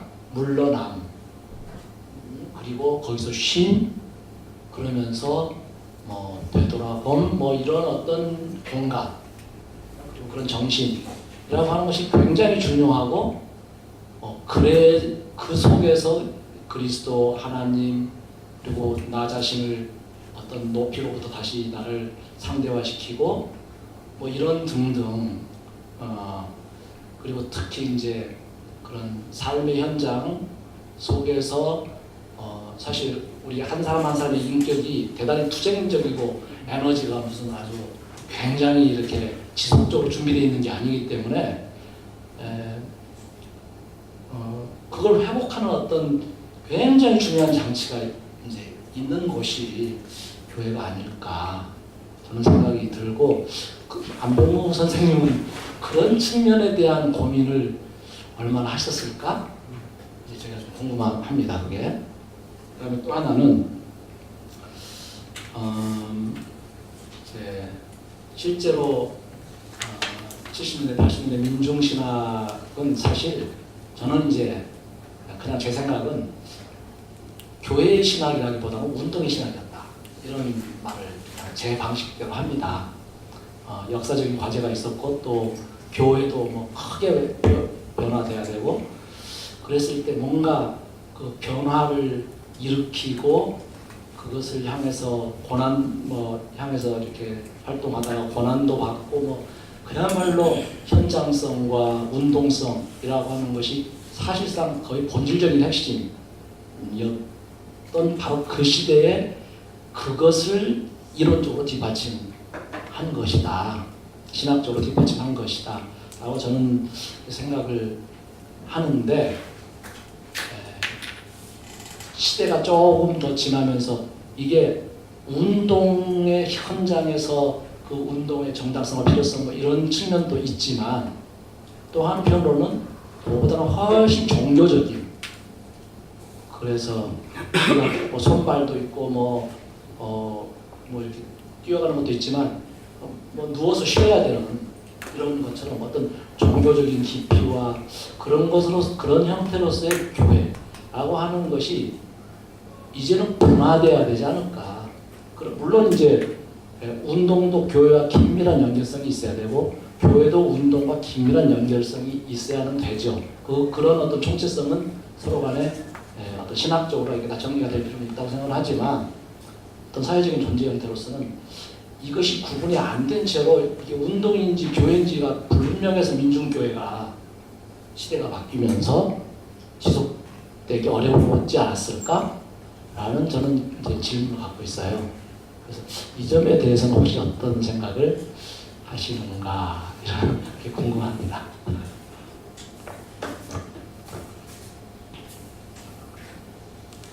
보세요, 박자는 네? 뭔가 좀 저기에 대해서 코멘트할 거 없어요? 제가요? 다음 주를 대비해서. 다음 주를 대비해서. 새로운, 왜냐하면 김민 선생님 말씀하시는 게 저랑 이해가 그렇게 크게 다르진 않아요. 포인트가 다른 거거든요. 강조하고 있는 게. 그러나 우리 현실에서 경험하고 있는 제 양상에 있어서 지금 말씀하셨던 그 부분, 운동의 신학보다는 종교성에 대한 어떤 우리의 어떤 주목이 필요한 시점이라는 것, 또 민중 사건의 어떤 교회의 존재론적인 자리 만큼이나 중요한 것이 어떤 고백의 공동체로서의 특성이 좀 강화되어야 된다는 것. 이것은 그동안의 어떤 민중교회 운동을 해왔었던 운동에 있어서의 어떤 의미 있는 반성이고 또 우리가 시도되어야 할 과제임은 분명하지만 이 페이퍼에서 그걸 목적으로 지금 다룬 것은 아니기 때문에 아마 이 주목 지점의 어떤 강조 지점이 다른 것 같아요. 저는 충분히 인정하고요. 근데 이런 리스판스가 또 다른 어떤 콘텍스트 안에서 또 다른 세대들에게는 어떤 의미를 주는가. 그러니까 사실 민중 메시아론이 그대로 그냥 정확하게 교회에서 외쳐질 때 민중들이 이로 바로 왔다가 내가 메시아라니 그럼 뭐 이런 황당한 그런 경험들이 90년대에 많은 민중교회들에서 일어났었던 그런 에피소드들 아니겠어요? 또 그렇게 하다 보니까는 사실 혁명과 종교의 고백이라는 것이 같이 그 양면성을 갖고 있는 어떤 복합체로 이해되기보다는 그냥 단선적인 한 몸뚱이로 이해돼 버리면서 오는 교회성의 상실, 이런 것이 이제 민중신학 운동이 퇴조하게 되는 하나의 원인이 되었다면, 근데 이제 요즘은 꼭 그런가라고 하는 저는 문제의식을 또 가져요. 왜냐하면 너무나도 그것이 자명한 이야기처럼 되다 보니까, 그러한 생각들이 너무나도 자명한 것이 되었고 너무 누구에게나 전제되어 있다 보니까 오히려 상상력들이 오히려 줄어들고 있는데, 사실 교회는 어느 누구에도 지금 민중교회나 과거의 어떤 그런 전통을 갖든 안 갖든 김 선생님이 말씀하셨던 그것이 전제되어 있지 않는 교회는 하나도 없습니다. 지금으로서는 누구나 다 그걸 실험하고자 하는 거죠. 못하고 있을 뿐이지, 배제되고 있는 공간은 저나 최소한 한국에 있는 아무리 어떤 진보적인 교회라고 하더라도 민중으로만 나가는 그런 것은 저는 거의 없다고 보는데요. 그러나 요즘 들어서 20대 또 30대 초반의 어떤 후배들이 시도해 나아가는 그런 또 교회 운동들을 보면은 또 다른 어떤 감수성을 갖고 있지 않은가 하는 생각들도 느껴지기도 하는데요. 그런 측면에서 우리 오세요에게 물어보는 거예요. 한번 의견이 느낌이 어땠는지. 제 질문은 딱 이렇게 어떻게 느껴졌어요? 우선은 제가 지난주 한 주 동안 이제 한국 기독교 장로회 목사 수련된 과정 집중교육이라는 데 가 있었는데요. 거기 첫 번째 시간에 이제 기장이랑 교단 안에서 풍회라는 이제 그런 은사주의라고 할까요? 그런 좀 뜨거운 그룹이 있는데, 거기서 회장하셨던 분이 기장 교회 사회 복음 전하는 거 좋은데 기도 같은 거 너무 안 해서 탈이다라고 하는데, 저는 그분이 사회 복음 전하는 모습을 본 적이 없어요. 근데 그런 분은 그런 말씀 되게 자연스럽게 하시더라고요. 근데 저희 안에서는 사실 저는 이제 나름대로 되게 큰 교회 같은 게 뭔지 모르겠지만요. 그런 데서 다녀보고 지금 여기 있는 한백교회에서 지금 전도사하고 있는데, 목회자가 하고 있는 혹은 교회에서 하는 그런 교회의 역할? 목양이라고 해야 될까요? 뭐 그런 사람들 돌보고 위로하고 이런 역할에는 사실 큰 차이가 없다고 저는 생각을 해요. 그런데 그 사람들은 왜 그렇게 이야기를 하고 우리 스스로 왜 그렇게 검열을 하게 됐는지에 대한 고민이 오히려 우리한테 좀 부족하지 않은가라는 생각이 들었고, 김현 선생님이 저한테 왜 마이크를 한번 들어봐라라고 생각을 해보니까, 제가 요새 하는 일이 지금 옥바라지 상주센터라고 해서 작년에 옥바라지 골목, 그리고 지금 아현동에 있었던 포차 철거당한 분들하고 같이 일주일에 한 번씩 모여서 기도회를 하고 있거든요. 가봤어. 네. 지금 아현고창 이모님들은 두 분 다 순복음교회 교인이세요. 두 분 다 순복음교회 교인이시고 저희가 쓰는 언어랑 조금 다른 부분들도 있죠. 그런데 저희랑 같이 그렇게 하고 있어요. 그리고 저희가 그렇게 예배를 드리는 부분이 나름대로 이모님들한테도 굉장히 리프레시 되고 위로도 받고 그러면서 동시에 그 순복음교회에서 가지고 있지 못한 것들을 또 받는다고 생각을 하거든요. 이모님들이 가끔 저희 술 마시고 담배 핀다고 막 뭐라고 해요. 그러면 되냐고. 그러면 저희는 말하죠. 아, 이모님 그렇게 순복음교회 오래 다니셨는데 순복음교회 전도사들 여기 안 오고 뭐하냐 물어보면 할 말이 없으세요. 그렇게 뭐 서로 채워주는 부분이 있다고 생각하고 지금 또 그런 식으로 계속해서 현장에서 대화 중이라고 저는 생각을 합니다. 그리고 지금 다른 교회들 뭐 이런 얘기하면 좀 민망하긴 하지만서도 교회 30명 정도 모이면 그래도 교회가 어느 정도 이제 처음 시작한 교회로서 굴러간다고 이야기하는데 저희 매주 그렇게 기도할 때마다 30명 정도 오는 것 같아요. 그런 거 생각해보면 이것이 갖는 에너지라든지 이것이 주는 의미들이 새롭게 찾을 수 있지 않을까라는 생각이 또 듭니다. 조금 이제 용어 정리가 필요한데요. 그 안병무 선생이 말하는 민중교회라는 말과 그 80대 초에 나타났었던 한국민중교회운동연합이 얘기하는 민중교회가 겹치기도 하고 나뉘기도 하거든요. 그러니까 민중이 구성원인 교회는 순복음 신학이 얘기하는 민중교회 얘기와도 맞물려요. 근데 민중신학은 그게 아니고 민중사건의 장 혹은 민중사건이 기억되는 장으로서의 교회가 안병무 선생이 말하는 민중교회잖아요. 서남동 저도 마찬가지고, 근데 이제 안병무 서남동이 말하는 민중교회가 좀 두 차원이 있는 것 같아요. 하나는 이제 사건을 급진화해서 이제 종교성, 신앙 고백 다 해체하고 민중 사건의 장으로서의 민중교회를 얘기할 때 이건 굉장히 이벤트적, 정말 사건적이고 순간적인 교회죠. 촛불교회 같은 그런 경우.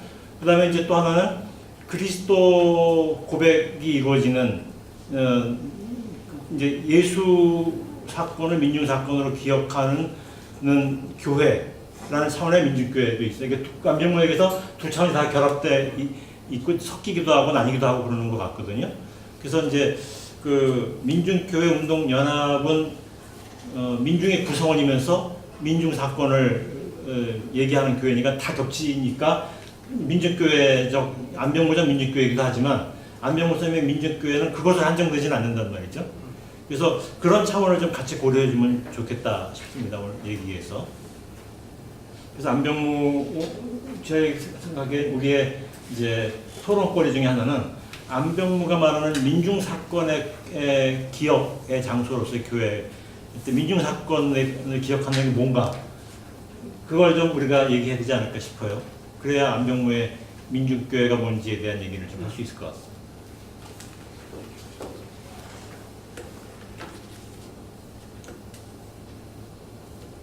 조용한 제가 또 하나 얘기하면 이제 김현 박사님이 아주 중요한 지적을 하셨는데 제가 보기에는 안병무 선생의 이제 민중교회에 대한 그 생각의 이제 그 명시적인 등장이 70년대 후반에 나타나고 80년대 중후반에 좀 더 명료해지잖아요. 그때가 어떤 때냐면 가령 이제 70년도에 일어났던 전태일 사건에서 전태일의 분신 사건에서 전태일은 이제 뭘 고백했냐면 나한테 대학생 친구가 있었으면 좋겠다 이렇게 얘기했잖아요. 그때 이제 지식인과 민중은 그렇게 나뉘던 시절이었고 지식인은 굉장히 성각자고 계몽하는 주체이고 역사의 주체였고 민중은 아직 기억되지도 않는 대상이었단 말이죠. 근데 70년대 후반 되면 민중신학자들에게서 나타난 일반적 현상 중에 하나가 70년대 말에 되면 민중의 소리란 말을 자꾸 하고 민중의 말을 자꾸 이제 듣고 체록하는 자로 민중신학자가 자신을 얘기해요. 그래서 안병무 선생이 초기에 자기는 초기에 만든 잡지가 아까 말씀하셨지만 야성이었잖아요. 광해에서 외치는 자예요.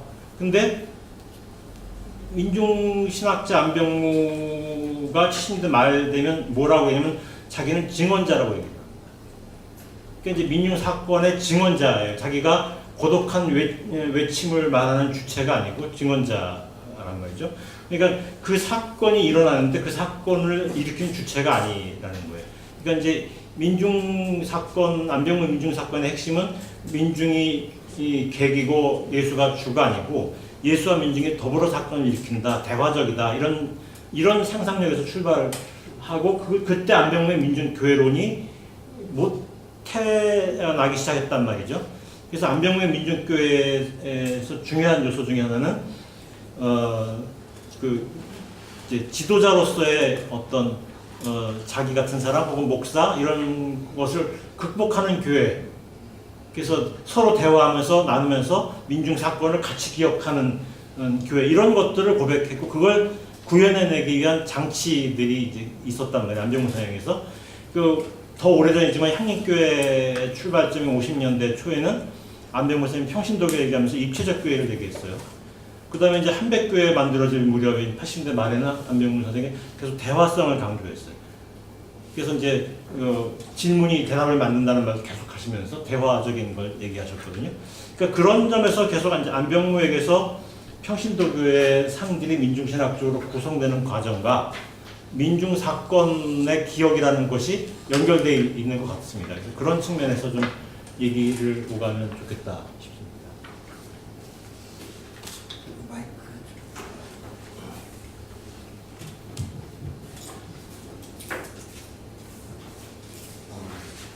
저도 뭐 오늘 강의에서 이렇게 쉽게 써져 있어서 여러 가지로 민중신과 교회론에 대해서 좀 알게 되는데 궁금한 거는 이게 그러니까 한국적인 정치적 상황에서의 그러한 하에서 이제 상황에서 만들어진 민중론에 의해서 어떻게 보면 선생님이 민중신학을 전개했다고 보거든요. 그런데 그렇게 되면은 우리가 그것이 이제 계속 이어져 가지고 이제 촛불 시민혁명하고 지금 연결이 돼 있는데 그렇다고 하면은 교회를 어떻게 보면은 그 촛불 시민혁명이 있었던 광화문 광장 그게 교회로 볼 건지 볼 수 있는 건지 그런 거를 한 가지 그러니까 모든 자나오나 상관없이 이념적으로 그런 거를 상관없이 나와서 뭐 근본주의자들도 뭐 나와서 촛불에서는 참여를 할 수가 있었다고 보거든요. 그러니까 그런 교회에서 이렇게 온 사람들하고 이제 뭐 그런 지향이 그러니까 교회 지금 가지고 있는 교회하고 좀 차이점과 같은 점 그런 걸 좀 이야기. 그러니까 민중 사건과 예수 사건의 만남이라고 하는 것은 분명히 우리가 지금 몸담고 있는 제도 진보 보수를 떠나서 제도 교회의 즉자태로 보여지는 현상은 아니지만 신학적인 해석과 어떤 우리의 이상 이런 것들을 해서 교회론을 구성할 때는 사실 아예 그냥 적용이 안 되는 공상적인 것은 결코 또 아니고요. 민중이 또 교회의 주인이다라고 하는 그 원론적인 선언 그거 역시도 단순히 고백적인 요소가 아예 제거되어 버리는 것만을 이야기하는 것이라기보다는 오히려 교회를 생동하게 만드는 원뿌리로서의 어떤 그 지점을 주목하고자 하는 어떤 신학적 강조였다고 보이고요. 물론 촛불의 광장 자체가 우리가 거기서 볼 때는 안병무 선생님도 봐라 거기가 예수의 사건이 일어나고 있는 곳 아닌가 그런 말씀을 많이 하셨을 것이고 그지만 근데 그걸 거꾸로 거기가 교회다라고 말할 것 같지는 제가 또 안 하니까 우리가 말하는 교회로서의 교회는 분명히 아닐 거라고 봅니다. 그러니까 이 민중 사건과 예수 사건이라고 하는 그 지점은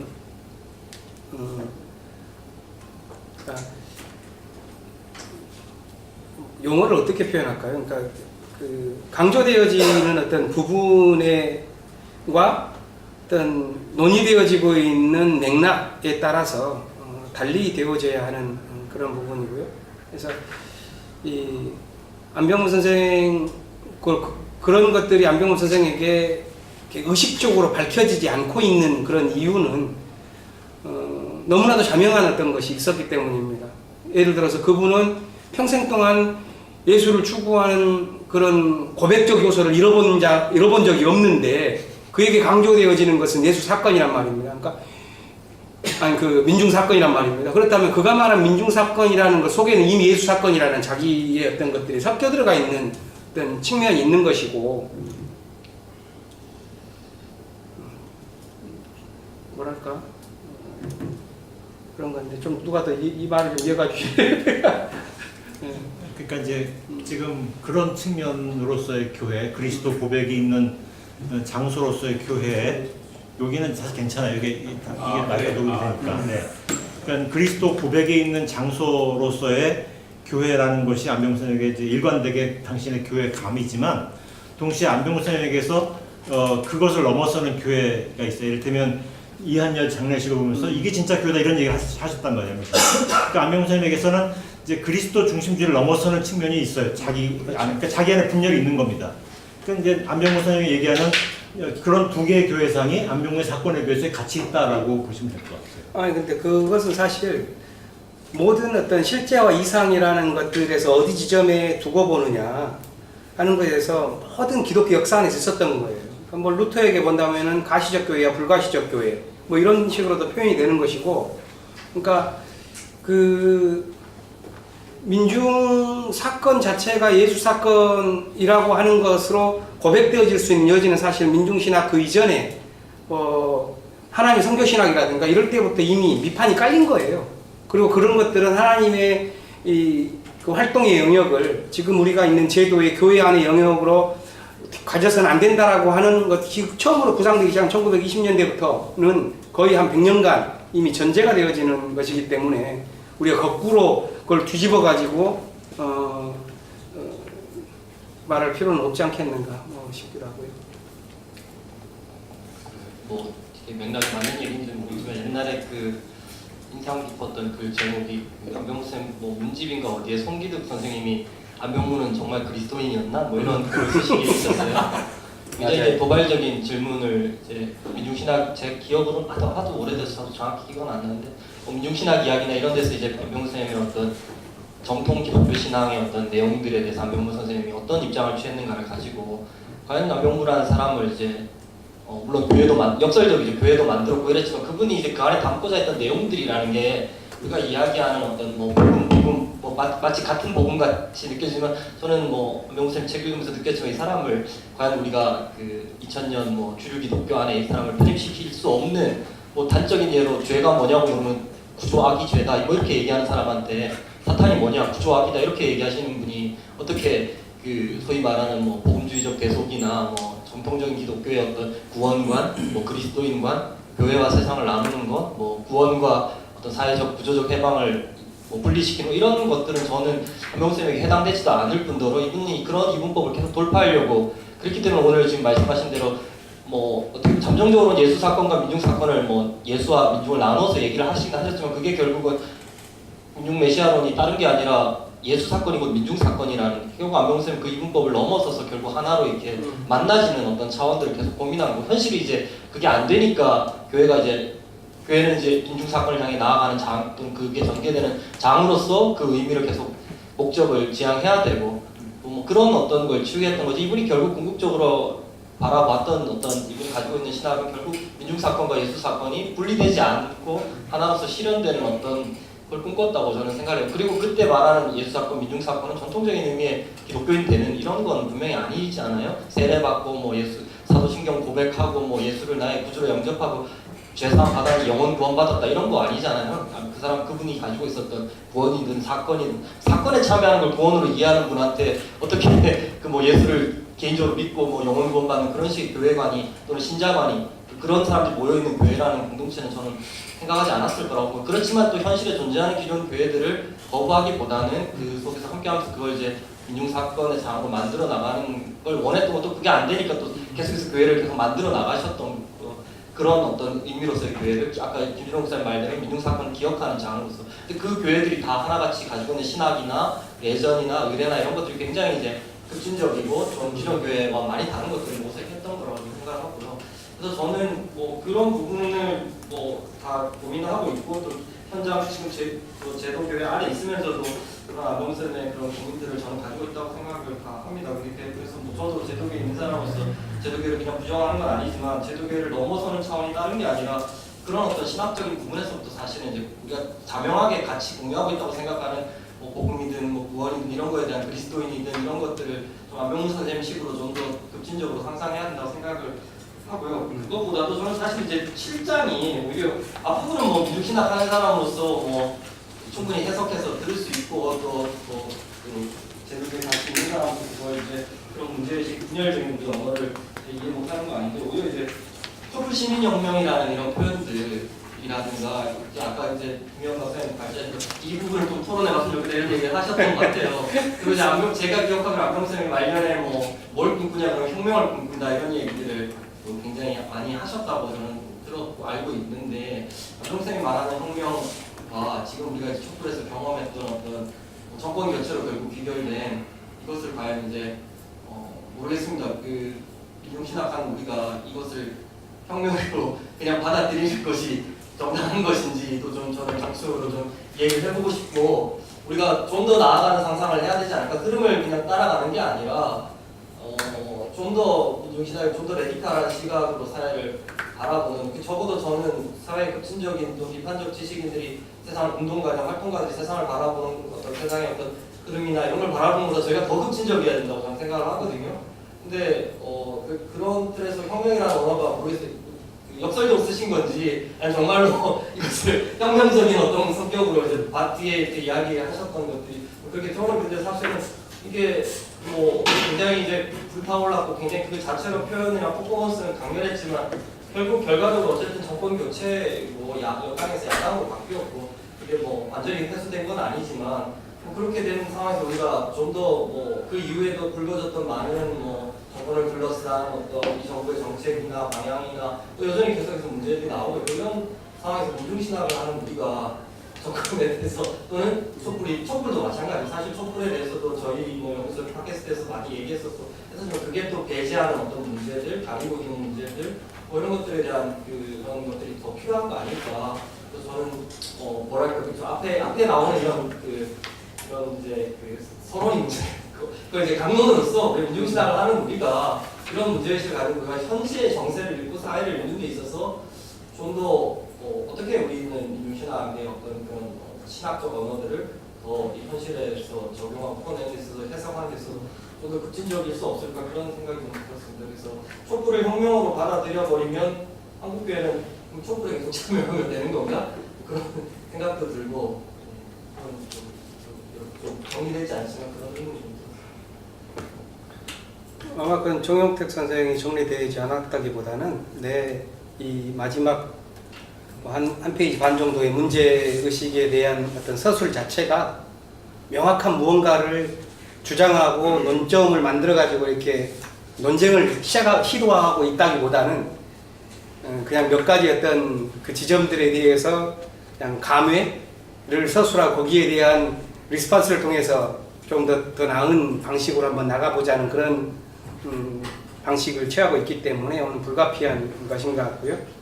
물론 이제 촛불혁명의 위상을 어느 정도 둘 것이냐 하는 것은 뭐 크게 보면 다르지 않겠지만 그 표현하기에 따라서 달라질 수 있는 것인데 그것이 우리의 지금 논점은 아닌 것 같고 다만 제가 그 주장하고자 했었던 것은 두 가지였던 것 같아요. 이제 그 7 부분에서는 하나는 촛불이라는 것이 자명해진 상황에서 그 말은 무슨 말이냐면은 그 모든 시민들 자체가 누적되어 있는 적폐로 눌려 있다가 한꺼번에 쏟아져 나와가지고 광장에서 그것이 발산되면서 100만 명이 급속도로 넘어가고 그러한 어떤 과정에서 자기들이 의 고통의 이론이 그대로 바로 혁명의 어떤 그 사유가 되어버리는 방식으로 도약해서 하나씩 이 장벽들을 갖다 제거해 나아갔었던 과정이 이건 단순한 정권 교체라고 볼 수가 없는 세계사적인 의미가 있는 것으로서 우리가 시도해 볼 수 있지 않겠는가.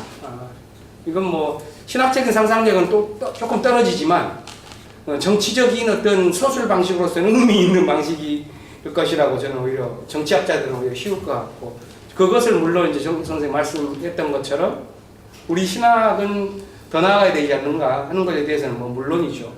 물론인 거고, 왜냐하면은 그것에 의해서 탄생되었다고 말하는 지금 정권이 보이고 있는 한계라고 하는 것은 너무나 자명하기 때문에 만족할 수 없는 부분이고요.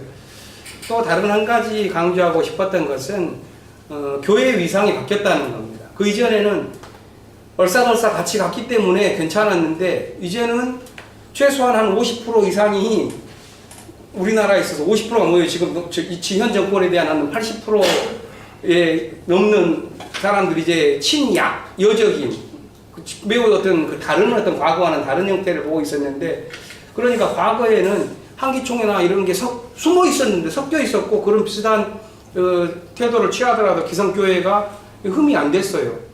그런데 이 세상이 확 바뀌다 보니까 그야말로 적폐의 중심으로 확 부각되고 있는 거죠. 근데 이제 여기서 그렇다면 이 기회에 교회를 갖다 아예 쓸어버리자, 뭐 이런 태도는 기독교인으로서 이렇게 할 말이 아닌 것 같고, 이러한 새로운 어떤 시대에 있어서 교회의 길은 무언가 라고 하는 물음을 던질 수밖에 없는데, 거기에서 이 민중신학의 역할이 단지 어떤 잃어버린 한 마리 양으로 나아가는 어떤 그런 방식일까, 아니면은 그 교회가 맡고 있는 이 전반적인 위기에 대한 신학적 책임감을 통하여 어떤 그 정당한 어떤 그 시민적 혁명 의식이, 시민적인 어떤 의식이 성숙되어진 어떤 그런 게 어떤 교회에서도 가능하다면, 거기에 어떤 우리의 신앙의 어떤 그 본질적인 요소들을 호소하고 그걸 통하여 이 교회적인 위기를 돌파해 나아가는 그런 것은 어떨까 하는 제안도 목회자로서 좀 가져봤었던 부분인 것 같아요. 그러니까 이제 그러니까 그 용어가 확실히 기억이 안 나요. 베냐민이 이제 종말론적인 얘기를 하면서 법을 그 제정하는 것과 또 뭐가 있죠? 보존, 이렇게 두 가지 측면이 있잖아요. 그러니까 이 혁명이라는 것이 하나는 기존의 것을 해체하고 벗어버리는 것도 있지만 또 뭔가를 만들어내야 되는, 그러니까 일종의 혁명적인 어떤 아젠다를 봉합하고 약간 변질시키고 이런 측면이 같이 이제 하나의 혁명 안에 들어있단 말이에요. 서로 모순적이고 갈등하면서. 그러니까 안병무에게서도 그 비슷한 게 아까 그 김현 박사님 얘기한 것처럼 탈향해 공동체라는 말이란 말이죠. 뭔가를 탈하지만 동시에 뭔가를 향해야 되는 자기 모순이 있는데 교회는 이제 그런 공동체로서 존재하고 있는 거잖아요. 그래서 그런 고민으로서 교회에 대한 고민할 때 우리가 부딪히는 문제는 설교는 어떻게 할 것인지, 뭐 기도는 어떻게 할 것인지, 뭐 이런 구체적인 고민들, 예전은 어떻게 수행할 것인지, 이런 고민들이 다 이 문제와 결합되어 있단 말이에요. 그러니까 우리가 이렇게 하는 것들이 우리가 뭔가 극복하고 막 부수하고 부숴버리고 그러려고 했었던 것에 배반으로서 행위라는 그 자기한테 끊임없이 있단 말이에요. 그러면서 우리는 교회를 하는 거거든요. 그러니까 안병무도 그 고민에서 벗어나 있지 않다고 봐요. 그러니까 이제 그 문제가 내가 보기엔 이제 민중신학의 교회라는 게, 그 갈등을 우리가 읽어내는 것이 민중신학 교회의 중요한 요체가 아닐까 생각이 듭니다. 민중신학을 해나가는 2세대 민중신학자들, 아까 그리고 김민 선생님 말씀하셨던 그 지점에 대한 저 나름대로의 어떤 비판이나 어떤 반성, 이게 이제 한 그 논문 쓸 때부터 했었던 거, 10여 년 전부터 했었던 것 같은데요. 그런 방식으로서의 민중신학이 기독교적 신학으로서의 책임감을 다했다고 말할 수가 있을까 하는 그런 게 깔려 있었던 부분이에요. 그러니까 민중신학이라는 어떤 지점을 기독교 신학의 방외자처럼 그냥 내세우면서 이걸 만족할 것인가, 아니면 역사 안에서 예수운동이라고 하는 것들이 끝없이 화산맥처럼 분명히 온 것은 사실인데 그러한 어떤 화산맥처럼 흘러왔었던 예수운동을 대변하는 어떤 정신적 분출의 한국적 계기로서 그냥 소박하게 표현할 것인가. 사실 따지고 보면은 기독교인 역사 안에서 활동했었던 기독교인에서 안병문보다 훨씬 더 멋진 사람들은 뭐 우리가 없었겠어요? 불타 죽었던 브루노라든가 뭐 또 심지어 와이프까지 그냥 끌고 와가지고 술 하면서 그냥 동지들하고 맨날 술파티 하면서 그냥 완전 한 세대를 한번 풍미했었던 루터라든가 뭐 이런 위대한 어떤 혁명가들의 어떤 삶들도 사실 있었던 것들인 거고 그런 어떤 그게 다시 어느 정도의 시대가 가면은 기독교적인 그 시대의 기독교를 일부 전진시켜내면서 예수적인 공동체가 새로운 세대 속에서 재탄생하게끔 만들어내는 그런 기능을 한 것인데 민중신앙 역시도 완전히 교회의 방해에서 생뚱맞게 지금 만들고 있는 이단인가? 김세윤과 같은 사람들은 그렇게 말을 하더라고. 민중신학도 기독교 신학이냐라고 말하는데 그건 정말 착각이다. 그건 착각이다. 난 착각이라고 보거든요. 근데 기독교 신학이 그런 민중신학을 하는 우리들이 그런 입장을 취하는 것은 나는 옳지 않다라고 봤었던 게 좀 오래전부터 지속되다 보니까 그 이후에 민중신학을 하는 저의 사용되어지는 용어들이 매우 전통신학적인 용어들하고 겹쳐지는 부분들이 많아졌어요. 이제 그것은 그래서 오해를 불러일으키는 부분이긴 한데 물론 오해를 해도 좋을 만한 요소도 있긴 하지만 그런 어떤 것들은 사실 고백합니다. 제가 제 언어에 있다는 것들.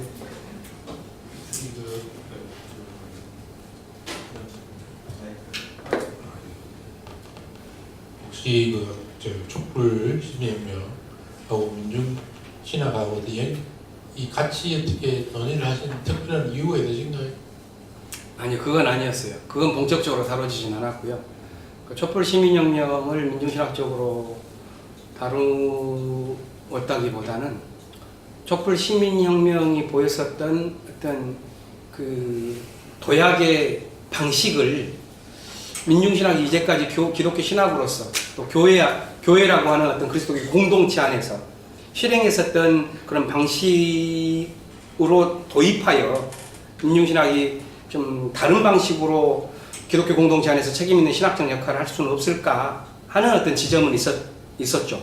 그러나 제가 촛불 시민혁명 자체를 민중신학적으로 완전히 해석하고자 하는 그것은 거의 없다고 봐야지 옳지 않겠나. 예를 들어 저는 촛불 시민혁명이라는 거 이걸 약간 좀 비판적으로 보거든요. 사실은 오히려 정말 민중신학 가깝다는 거는 우리 가톨릭 같은 옛날 뭡니까 세월호 기사나 거리 교회 현장교회 이런 것 시국 미사 같은 이런 쪽이 더 있지. 촛불 시민혁명 제가 볼 때는 이미 그 한계가 드러나고 있다고. 정권 교체로 끝나버리지 별거 지금 이 꼬리가 길지가 않아요. 지금은 이미 다 거의 소실돼 갖고 있고 뭐랄까 부르주아 비슷한 그런 혁명 비슷하게 그게 정말 민중들이 참여했는지도 나는 사실은 대감이 들거든요.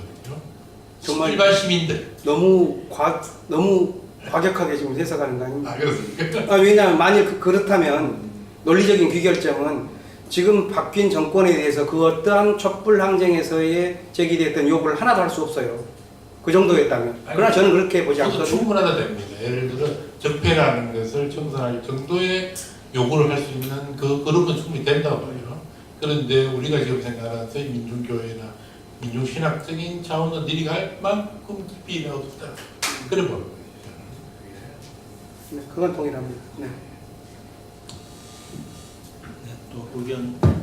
그 지점은 그러니까 아까 정 선생 말하셨던 그 부분이에요. 그러니까 어떠한 정치혁명도 신학이 사유하는 전복적 사유로서 만족할 수 없는 그것이 종교가 갖고 있는 어떤 혁명성인데요.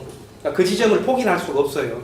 그러나 우리 역사 안에서 벌어졌던 어떤 사태에 대한 정당한 평가는 정당한 평가대로 할 수 있지 않겠는가 하는 어떤 거죠. 그리고 거기에서 우리가 배워야 할 어떤 그 역사의 교훈이 있다면 오히려 그것들은 우리의 자산처럼 딱 묶어서 한 단계 우리를 도약시켜내는 어떤 우리의 요소로 삼고 가고 그래야지 그냥 뭐 모든 현실에 대한 불만족으로서 이렇게 뭐 이상들만 가지고 우리를 갖다 채워낸다면 뭐 그것도 아닐 테니까 물론 그것은 아니겠죠. 말씀드리기 이게 그런 것이 아니고요. 예를 들어 교회가 촛불혁명 속에서 거의 민중신학 이 그룹들이 말이죠. 같이 흐름이 가서 안 된다는 거예요. 계속 예언적인 비판 의식을 갖고 참여를 하면서 그래 가야 된다. 맞습니다. 네. 그걸 혹시 잃어버리고 하나의 정치적인 거로 가버릴 때는 전혀 본질을 놓쳐버리고 혁명의 그야말로 우리 민중신학의 혁명의 그걸 놓쳐버렸다. 그런 위험이 있다. 전적으로 공감합니다. 말씀 안 하신 분들도 좀 말씀해 주시면 좋겠는데요.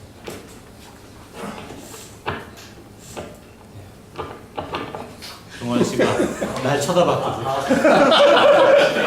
피할 수가 없어. 눈이 마주쳤어. 네, 알아요. 그 민중교회라는 단어가 저한테는 사실 생소해요. 제도교회 다녀있고 단어가 생소하다기보다 단어는 학교에서 많이 들었는데 이제 민중교회가 뭔가 라고 그게 무슨 의미인가 라고 떠올려봤을 때 아까 김준호 목사님 보내주신 것도 되게 유의미하게 들었는데 사회적인 약자들을 위해서 무언가를 하는 교회가 민중교회인지 그런 의미로도 쓰이는 것 같아요. 근데 한 시대에서 통용되는 민중교회 그런 의미는 또 아닌 것 같아요. 근데 그게 신학적으로는 민중 사건과 예수 사건이 만나는 그 장소, 그것이 이루어지는 장소, 이런 교회가 그 이제 민중교회다 이렇게 볼 수도 있을 것 같고. 근데 이제 제가 되게 궁금했던 거는 진보적인 교회라는 단어 쓰잖아요. 그리고 또 이제 저희 세대의 새로운 교회 운동 이런 말을 쓰거든요. 그래서 그런 것에 저도 주목을 하고 있어요. 그러니까 기성 교회가 여러 가지 문제를 가지고 있다는 건 다 알고 있고, 그리고 그것에 대응하는 새로운 형태의 교회 운동들이 여러 개 있는데 뭐 수입된 것도 있고 민중교회 운동은 자생적인 거라고 볼 수도 있을 것 같아요. 근데 그게 이제 차이점이 뭔가, 그리고 민중교회는 진보적인 교회인 건가, 이런 좀 질문도 좀 들고요 저는. 그리고 아까 또 고백적 차원에 대한 얘기도 나왔는데 지금 아니지만 제가 되게 몇 년 동안 되게 복음주의 운동에 되게 많이 거기를 따른 적이 있었어요. 근데 그때는 제가 그리스도인이라는 자의식이 되게 충만했었어요. 그리고 그게 제가 뭔가 사회적으로 의미 있는 실천들을 하는데 자원이 됐던 것 같아요. 근데 이제 그게 지금은 그런 형태의 신앙을 가지고 있지는 않은데, 그래도 저한테는 뭔가 가장 깊은 근본적으로는 제가 기독교인이라는 자의식이 있거든요. 민중교회라는 걸 설계를 할 때 스스로 거기에 참여하는 이제 공동체 구성원들이 자기가 기독교인이라는 기독교인이고 그리스도인이라는 자의식이 얼마만큼 중요한 건지가 조금 궁금하기는 하더라고요. 그래서 그게 민중교회의 핵심이 신자로서 가지는 자기 정체성이 그냥 남들이 다 기독교인, 그러니까 뭐 그런 어떤 기독교인이라는 자의식, 그게 뭐 얼마나 고백적이냐 이런 것보다도 자기 스스로를 생각했을 때 내가 기독교인인가? 그런 형태의 어떤 종교적인 그런 정체성을 가져야 되는가? 이런 걸 좀 여쭤보고 싶네요.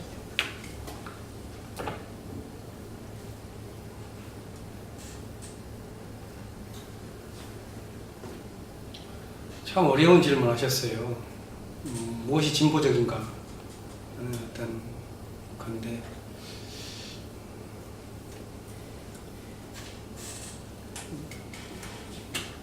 추상적인 논의가 쉬운 이 말이 또 한편에서는 굉장히 무게를 갖고 있는 그런 말입니다. 특히 과거의 민중교회라고 말했었던 것이 과연 진보적인가?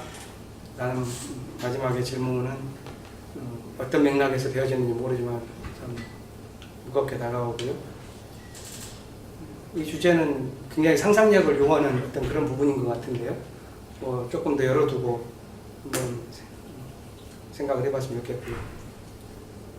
민중신학을 말하는 사람들은 누구나 다 진보적이기를 원하는 어떤 그런 DNA가 있지 않나 하는 생각은 해보는데, 사실 우리가 현실에서 그렇게 살아가고 있는가라고 하는 어떤 책임 있는 주체로서의 어떤 자기 활동에 대한 평가의 측면에서 본다면 이거 참 무거운 주제거든요. 그래서 물론 이제 여러 측면에서 이야기가 될 수 있겠는데, 그건 조금 더 열어두었으면 좋겠고, 그리스도인의 자의식의 문제는 너무 이렇게 심각하게 생각할 필요는 없을 것 같아요. 그리스도인적인 자의식이 없다면 교회적인 출발은 이미 아닐 테니까. 그러니까 교회라고 하는 이야기 속에서 우리가 그리스도인으로서의 자의식이라든가 기독교적인 정체성에 대해서 우리가 끝없이 의심하면서 오히려 역사의 지평으로 민중적인 요소에 대한 강화로를 강조했었던 것들은 그것이 아니어서가 아니라 그것이 가지고 있는 것이 그 안에서의 어떤 도리어 그 고사되어 버릴 수밖에 없는 자기 내부적인 어떤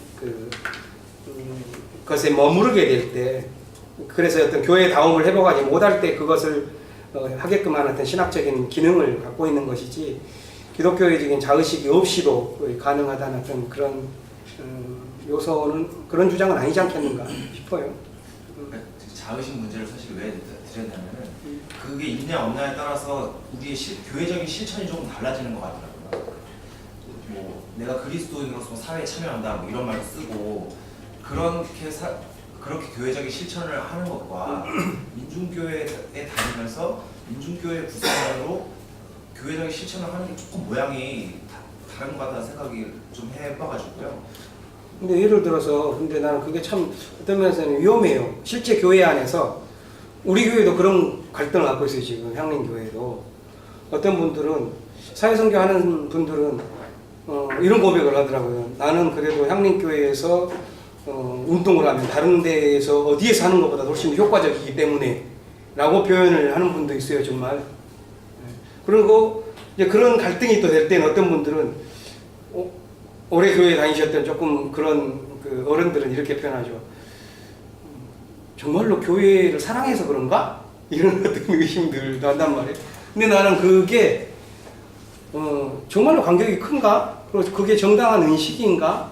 라고 하는 것에서 의심을 해요. 그러니까 기독교적인 자의식이라든가 자의식이라는 것은 자신이 생각하는 기독교의 정체성이 무언가에 따라 달라질 건데, 자신이 생각하는 기독교적인 정체성이라는 것은 대체적으로 끝없이 지어져 가거나 아니면은 어떤 다양한 기독교적인 정체성이 어우러져 나아가면서 만들어낸 또 효과도 있어요. 어떤 것은 옳은 정체성이고 어떤 것은 틀린 정체성이거나 어떤 것은 강한 정체성이고 어떤 약한 정체성이 아니라 공동체가 갖는 기묘한 어떤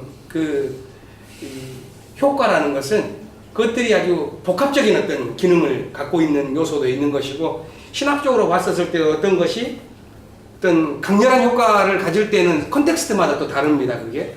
그렇기 때문에 내가 어떤 기독교적인 정체성으로 표현되어진 그러한 그 요소에 대해서 동의를 하지 않는다고 해서 내가 그 정체성이 없다? 아니면 너는 그걸 안 갖고 있다고 해야지 넌 기독교인이 아니다? 라고 말하는 것은 나는 조금 섣부르다. 그것은 섣부르다. 라고 생각을 하고요. 개인이 살다 보면 사실 대부분 신학교 하다 보면 나는 기독교인 하기 싫어 하다가 할 때도 있는데, 사실 되돌이켜보면 그때가 가장 내가 기독교적이었다는 걸 또 뒤늦게 느끼기도 하고 그러잖아요. 뭐 그런 요소가 있으니까, 또 그 한 개인의 역사에서 그런데 공동체라고 하는 그런 교회 역사라든가 더 큰 기독교적인 역사에 있어서는 가장 불경한 언어들이 가장 어떤 신앙적인 언어들로 표현되기도 하는 것이고, 그러니까 그 지점에서 너무 우리가 민감하게 기독교적인 자의식이라고 하는 그런 것이 안고 있는 그 연루되어져 있는 것들을 공동으로 같이 생각을 해야 되지 않겠는가 하는 생각도 들고. 네. 여기 마이크.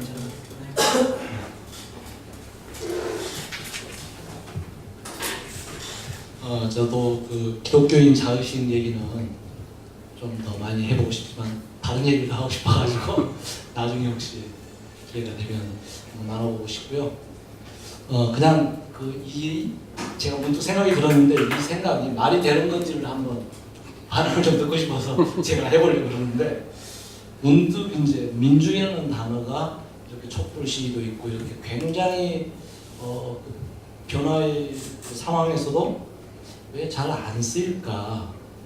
이게 이제 뭔가 부상될 때도 됐을 것 같은데, 그런 생각이 문득 들면서 갑자기 드는 느낌이, 민중이라는 단어는 뭔가 타자를 지칭한다는 느낌이 제가 딱 드네요. 그러면서 이미 민중 주체 시대 비슷하게 이 시대가 돼버려서 그냥 다 나 우리 이렇게 말하지 뭐 민중 어쩌고 저쩌고 이런 그러니까 민중은 뭔가 좀 더 불쌍한 사람, 좀 더 소외된 사람 뭐 그런 원래 그 태생부터가 약간 그래서 그런 건가 그런 생각도 들고 그래서 아예 요즘에는 지금 이제 좀 우리보다 좀 더 소외된 사람을 지칭할 때 그냥 소수자라고 해버리지 그런 걸 민중이라고 굳이 단어를 안 끌어오거든요.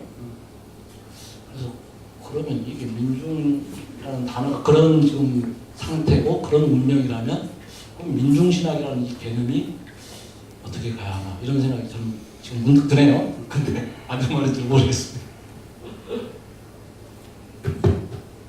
그 저기 지금 말씀하신 건 이렇게 세이브 해두시고 그럴까요? 얘기 안 한 분들도 좀 얘기하시고 한꺼번에 얘기하면 좋을 것 같습니다.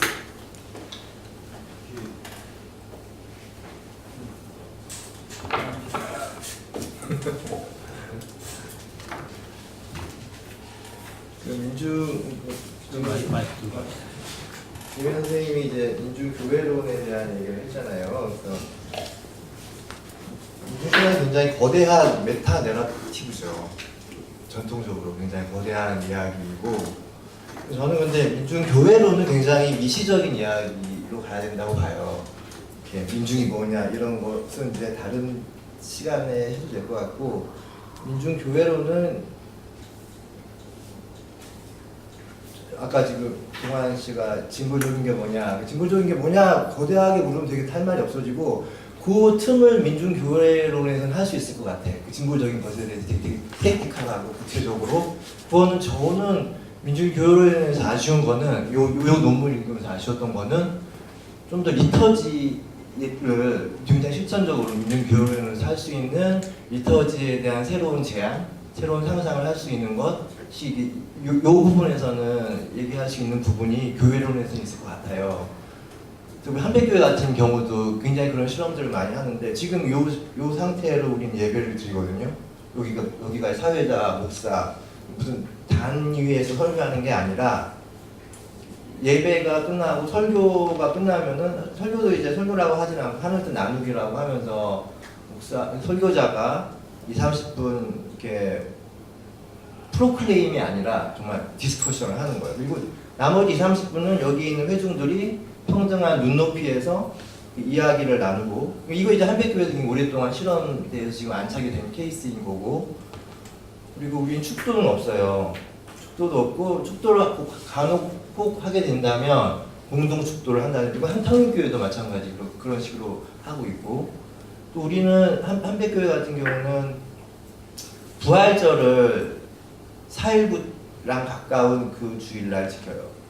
부활이란 것이 어떠한 우리의 일어남 그게 2000년 전에 있었던 그 사건을 지금 우리가 재현하고 있다는 측면에서 우리의 구체적인 삶과 공간 속에서 일어난 것들 그러니까 예배 순서 하나하나를 어떻게 이렇게 민중교회론적으로 리터리컬하게 맞춰서 그렇게 구현해내는가가 일상에서의 진보 그것이 굉장히 필요한 지점은 민주주의가 굉장히 사람들이 어렵고 거리가 있고 나가시던 것들 중에 하나가 굉장히 거대 담론적인 것, 구호로서의 깃발로서의 이런 것들만 머물렀던 측면이 너무 많았기 때문에 지금 많이 그런 이렇게 생산력 있고 생동력 있는 대화들이 많이 없어졌는데 이제부터는 이런 구체적인 것들을 제시할 수 있는 부분이 교회론과 리터지 예전, 예배 예전 이런 것들을 다시 이렇게 활성화하게 이야기하면서 좀 식어버릴 수 있었던 그런 민중에 대한 이야기들을 다시 재영토, 재생산할 수 있는 계기가 될 수 있지 않을까라는 생각을 해보게 됐고요. 촛불 얘기 아까 지금 말씀하셨는데 저는 김현 선생님은 촛불에 대해서 굉장히 많은 가산점을 주시고 굉장히 긍정적인 말씀을 해주셨고 선생님이 이제 약간 그것에 네거티브한 말씀을 해주셨는데 저는 진짜 중간 이 두 분 사이에 굉장히 저는 김현 선생님이 좀 그 촛불을 신비화한 측면이 있다면 선생님은 굉장히 그걸 비하한 면이 있는데 저는 이번 촛불이 가장 잘된 촛불이었다고 봐요. 가장 문제가 많았던 촛불이었기 때문에. 옛날처럼 대우 단결해서 무슨 사람들이 하나의 목표를 향해 달려간 것 같지만 사실 저희 교회는 23번 다 나갔거든요. 교인들이 다. 근데 그 안에는 굉장히 많은 균열들이 있었어요. 그 촛불 안에는. 우리 한 예로 우리 그 한백교회 카톡방이 있는데 70여 명이 들어와 있어요. 우리 한백교회는 다 새누리당을 제외한 모든 정당에 소속된 사람이 다 있어. 그러니까 박근혜 탄핵에 대한 건 다 찬성을 하죠. 근데 그 결들은 다 달라요. 바른정당도 없어. 바른정당도 없고 지난해도 하나 있잖아요. 얘네들이. 그런데 숨어 있는 사람 없어요 혹시? 그런데 이런 일이 있었어요. 우리 교회 이제 올드하신 제너레이션 분들은 민주당 쪽이 많은 거죠. 민주당 분들이 많이 계세요.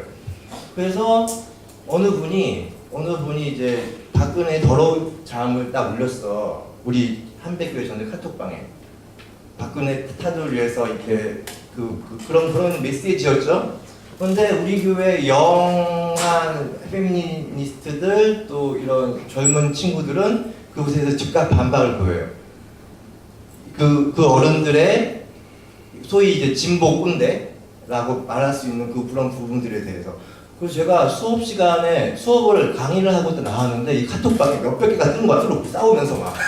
담임 목사의 저런 무척 힘들었지만. 근데 그 논의들이 살아있는 공간의 촛불이었고, 선생님이 말한 것처럼 이게 딱 단일 대우가 아니었고, 그런 면에서 그 균열이 많고 틈이 많았던 촛불이었기에 저는 이번 촛불이 굉장히 저는 의미가 있었다고 보고요. 촛불에 대해서는 그만하고 싶었고, 그리고 이제 아쉬웠던 점은 이 교회론을 좀 더 다음에 하실 때는 혹시 예전 리터지면을 좀 추가하면은 좀 더 민주신학을 좀 친화적인 것으로 사람들에게 다가갈 수 있지 않을까 생각을 좀 해보게 되네요.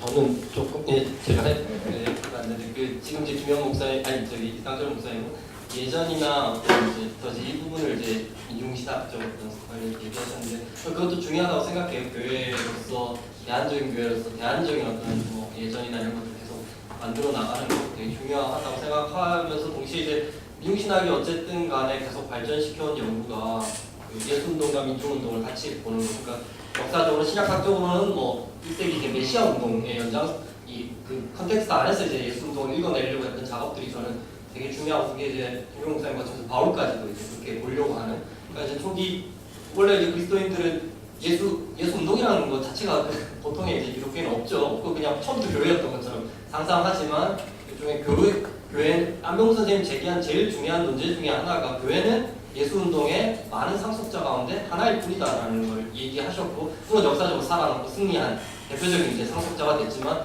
안병무는 어쨌든 마가복음에서 교회로 환원되지 않는 초기의 어떤 광범위한 그리고 끌어올랐던 어떤 메시아 운동, 예수 운동을 저는 보여준 거라고 저는 생각을 하고 이제 교회가 우리가 지금 다 현실에서 교회 문 닫고 있기는 하지만 그러나 어쨌든 간에 예수 운동은 교회로 환원되지 않고 또 교회를 초과하는 어떤 자원 원천이라고 봐요. 그렇기 때문에 이제 민주당 계속 교회를 가지고 있지만 교회를 지평을 확장하는 게 저는 있다고 생각하는데 그런 면에서 이제 사회적 선교라든가 현장 교회라든가 하나님의 교회나 이런 것들이 저는 민중신학 안에 들어왔다고 생각합니다. 민중교회도 그런 이제 호흡과 교회지만 또한 그 사회적 조건 속에서 존재하는 그러니까 예전도 중요하고 교회 내적인 어떤 정체성을 지키는 것도 중요하지만 사회 안에서 교회가 어떤 역할로 존재하는가 이런 걸 되게 고민하는 과정에서 나온 어떤 하나의 응답이라고 한국적 응답이라고 저는 생각을 하는데 일종의 어떤 시위 있을 때 나가는 어떤 그런 집회의 어떤 대우라기보다는 현장 속에서 운동을 지속적으로 일으켜 나가는 제도가 된 운동, 제도로서의 운동, 그러나 기존 교회처럼 제도가 아닌 계속해서 이제 일상적 운동을 해 나가는 어떤 그래서 민중교회가 했던 것들이 많은 사람들이 생각하기로 민중교회가 엄청난 데모를 하고 그래도 사실 지금 생각해보면 민중교회는 공부방을 하고 야학을 하고 이런 더 급진적인 것도 많이 있을 수 있지만 되게 생각을 해보면 굉장히 이제 현장 안에서 이제 할 수 있는 어떤 제도화된 일상적 운동을 해놨다고 저는 생각하고 그게 어쨌든 지금도 그런 면에서 본다면 민중교회가 계속 기존 교회와 스파하면서 기존 교회 많이 유산을 물려줘서 기장 안에도 그런 어떤 유산들을 이어나가는 교회들이 많이 있다고 저는 생각을 하는데 저는 그런 부분도 되게 중요하지 않을까. 우리가 이제 시위에 나가서 참여하는, 촛불에 참여하는 것도 되게 중요한 그 민중사건에 잘 나가는 거지만, 또한 또 교회가 민중사건을 기억하는 자로서 예전을 만들고 설교를 만들고 예배를 계속 구성해 나가는 것도 중요하지만, 교회라는 그 사회적 제도가 이 사회 안에서 어떤 양식으로 존재하고 어떤 기능을 할 수 있도록 그 교회의 어떤 뭐 선교적 모델이든 뭐 활동이든 이런 것들을 일상적 제도적 활동을 어떻게 세팅하고 뭐 만들어 나갈 것인가, 저는 그런 게 좀 지금 민중신학이 민중교회를 이야기하면서 우리가 좀 가져야 할, 그 아까 뭐 복지공동체 이런 것도 그런 기능들도 좀 고민을 좀 할 필요가 있고, 어쨌든 뭐 복지든 뭐든 간에 저는 좀 이 이분법은 좀 지향했으면 좋겠어요. 이 이분법 사이에 어떤 길을 찾으려고 했던 게 민중교회가 아닐까. 그러니까 대우가 열렸을 때 광장에 나가는 어떤 참여하는 어떤 운동의 대우로서의 교회와 예전만 하고 있는 어떤 교회 사이에서의 어떤 길을 찾으려고 했던 장기적인 일종의 운동을 쭉 해나가는 어떤 제 역사적, 사회적, 그리고 진보적 흐름을 만들어 나가는 하나의 제도 또는 뭐 공동체, 집단으로서의 교회, 사회적 존재로서의 교회, 이걸 고민했던 게 민중교회 운동이라고 저는 생각을 하는데, 우리가 그 유산을 지금 이야기할 때 좀 토론돼야 될 부분은 어떻게 교회가 지금 또는 뭐 어떤 고민들을 해볼 수 있을까, 또는 어떤 일들을 할 수 있을까, 그런 거 아닐까 생각합니다. 그렇게 본다면 지금 하고 있는 많은 지향의 또는 진보적인 교회, 민중교회는 아니지만 나름대로 방향을 찾아서 하고 있는 실천들, 선교적 실천들이나 그런 어떤 그 운동들, 이런 것들도 좀 이야기를 좀 해볼 수 있고 또 같이 할 수 있지 않을까. 이승태 선생 마지막 뭐 말씀하실 거 없어요? 이거 전공인 사람 얘기해. 이걸 뭐. 저는 다른 기회에 발언을 하려고 좀 참고 있었는데 참는다는 표현은 좀 적절하지 않지만, 오늘은 더 기회가 없어요, 여기까지. 일단 뭐 이렇게 사실 정리되지 않은 막 이렇게 떠올랐던 것들 이렇게 꺼내면 또 사실 시간이 또 없을 것 같기도 하고 좀 복잡한데, 저는 이제 그냥 이제 전반적인 느낌이 아까 계속 이렇게 이야기되는 거 좀 사실 흐름을 따라가기보다는 어떤 표현들이나 이런 거에 좀 제가 이렇게 멈춰가지고 제가 막 생각이 맴돌았는데, 그 탈향에 대한 이야기 부분이 가장 그랬던 것 같아요. 그러니까 이제 많은 경우 사실 우리가 탈과 향을 한쪽은 제도, 한쪽은 해체 이렇게 이해하는 경향이 있고, 많은 경우 그동안 이렇게 쭉 이해되어 왔던 것 같아요. 근데 저는 이제 사실 남병무 선생의 이야기 속에서 탈향이라는 게 그런 이렇게 딱 떨어져서 있는 탈과 향을 이렇게 같이 이렇게 잘라서 이렇게 탈을 이야기하고 향을 이야기하셨는가, 저는 좀 의문이 좀 들고, 오히려 많은 경우 사실은 제도 안에서 제도 밖을 상상하는 것, 물론 이제 그게 뭐 결국은 해체와 뭐 이렇게 새로운 구축 뭐 똑같은 거일 수도 있지만, 그러니까 그런 맥락이 좀 오히려 더 강한 것 같아요. 그래서 이제 계속 아까도 계속 나오는 어떤 양극단적인 형태로 사건적인 교회와 또는 매우 제도화된 교회라는 두 가지 진축을 이렇게 두고 이야기 되는 것 같았지만, 사실 저는 이제 한병무 선생이 이야기할 때는 그게 뭐 매우 사건적인 교회인 듯 하지만, 사실은 그게 그 사건적인 교회를 꿈꾸기 위해서 매우 해체적인 그런 관계의 해체까지 이야기하는 것이 아니라, 오히려 그런 것을 이야기할 수 있는 관계를 꿈꿨고 그런 사람들을 모으려고 했다라는 생각이 저는 좀 들기도 하거든요. 그래서 뭐 얘기하고 싶은 게 여러 가지 있지만, 저는 이제 오히려 뭐 민중사건, 민중현장, 민중교회 등등 뭐 이렇게 얘기할 때 뭐 민중과 교회 뭐 이런 제목에 그렇게 있지만, 남병무 선생님 민중을 정의하고 교회를 정의한 다음에 둘을 접합하려고 했다기보다 사실 끊임없이 어떤 맥락 속에서 민중을 정의하는 방식이었던 것 같아요. 민중에 대한 선제적 정의를 가지고 계셨던 분은 아닌 것 같고, 그래서 어떻게 보면은 그렇게 민중이 드러나게 되는 맥락이 뭐냐, 민중을 출현하게 만드는 구조적인 맥락, 또는 그래서 뭐 이렇게 뭐 능동적인 행위자는 아니지만 아무튼 그런 행위자가 등장하는 구조적인 맥락을 계속 그런 맥락 속에서 이야기하셨던 측면이 있는 것 같거든요. 그러니까 결국은 거기서의 탈향이라든가 교회라는 건 그런 제도를 사실 뜯어고치는 것에서 멈추는 게 아니라, 사실 그 다음에 사실 상상을, 그것을 넘어서는 상상에 대한 이해까지 담아낼 수 있는 무언가를 계속 얘기하셨던 게 아닌가라는 저는 생각이 들어요. 저 혼자 그냥 해보는 건지 이상화하는 건지 모르겠는데, 그래서 아무튼 저는 좀 더 구체적인 그 교회 실천에 대해서 원래 이제 다른 자리에서는 뭐 선교적 교회에 대한 더 다른 상상이라든가 더 극진화하는 상상에 대해 서로 또 이야기할 수 있는 기회들을 또 했었는데 오히려 이 자리에서는 그 민중교회 또는 뭐 민중현장, 민중사건이라는 말 속에서 오히려 이제 안병무 선생이 조금 건너뛰고 얘기하는 사실 아까 이제 김민우 선생님이 약간 뭐 교회는 현장으로부터의 물러남, 쉼, 뭐 되돌아볼 수 있는 그런 일종의 회복의 장치여야 하지 않느냐라는 말씀하셨잖아요. 저는 이제 그게 굉장히 안병무 선생님이 그렇게 얘기한 거 아닌가라는 생각이 저는 오히려 들기도 했는데 왜 그러냐면 이제 그 물러남이라든가 쉼이라든가 되돌아봄 이런 것들이 뭐 우리가 민중을 굉장히 어떤 소외되고 약하고 그런 사람으로 얘기하지만 사실은 그건 굉장히 과정적인 의미인 것 같아요. 그래서 끊임없이 배제되고 있는 사회 질서를 얘기하지 않고는 민중을 또한 얘기할 수 없는 거고 그러면 사실 그런 민중의 교회에서는 그런 질서를 바꿔야 한다라고 말하지 않고 또 어떻게 과연 쉼이 가능한가라는 이제 그런 질문을 동시에 던진다고 저는 생각했거든요. 중앙부활했는데. 예, 이제 마지막으로 말씀을 김현 박사님이 얘기하시기 전에 꼭 하고 싶은 말이 있으신 분은 마지막으로 3초 동안 안 하시면 끝입니다. 네, 그러면 이 하나하나를 다 말씀하시기는 어렵겠지만 애둘러서 잘 이렇게 말씀. 제목과 관련해서 마지막 코멘트를 해야 되겠는데요. 그러니까 왜 교회가 예수 사건과 민중 사건이 만나서 탄생한다고 그랬을까? 분명 교회란 예수 사건만으로도 충분한 곳이다라고도 또 해석을 하자면 할 수가 있겠지만 굳이 민중 사건이라는 걸 갖다가 집어넣었을까? 그것은 예수라고 하는 뚜렷한 종교 공동체를 넘어서는 그러한 제도 자체를 아까 조영택 선생 용어를 빌리자면 늘 제도를 초과하는 담론이니까 그런 거죠. 그러니까 우리가 살아가고 있는 제도를 늘 초과하는 담론이에요, 민중신학이. 그러니까 그게 혁명적이고 진취적인 요소를 갖고 있죠.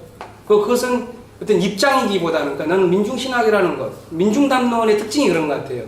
우리에게 분류되어지는 약자들에 대한 단순한 헌신만으로는 채워줄 수 없는 담론이에요. 민중담론은.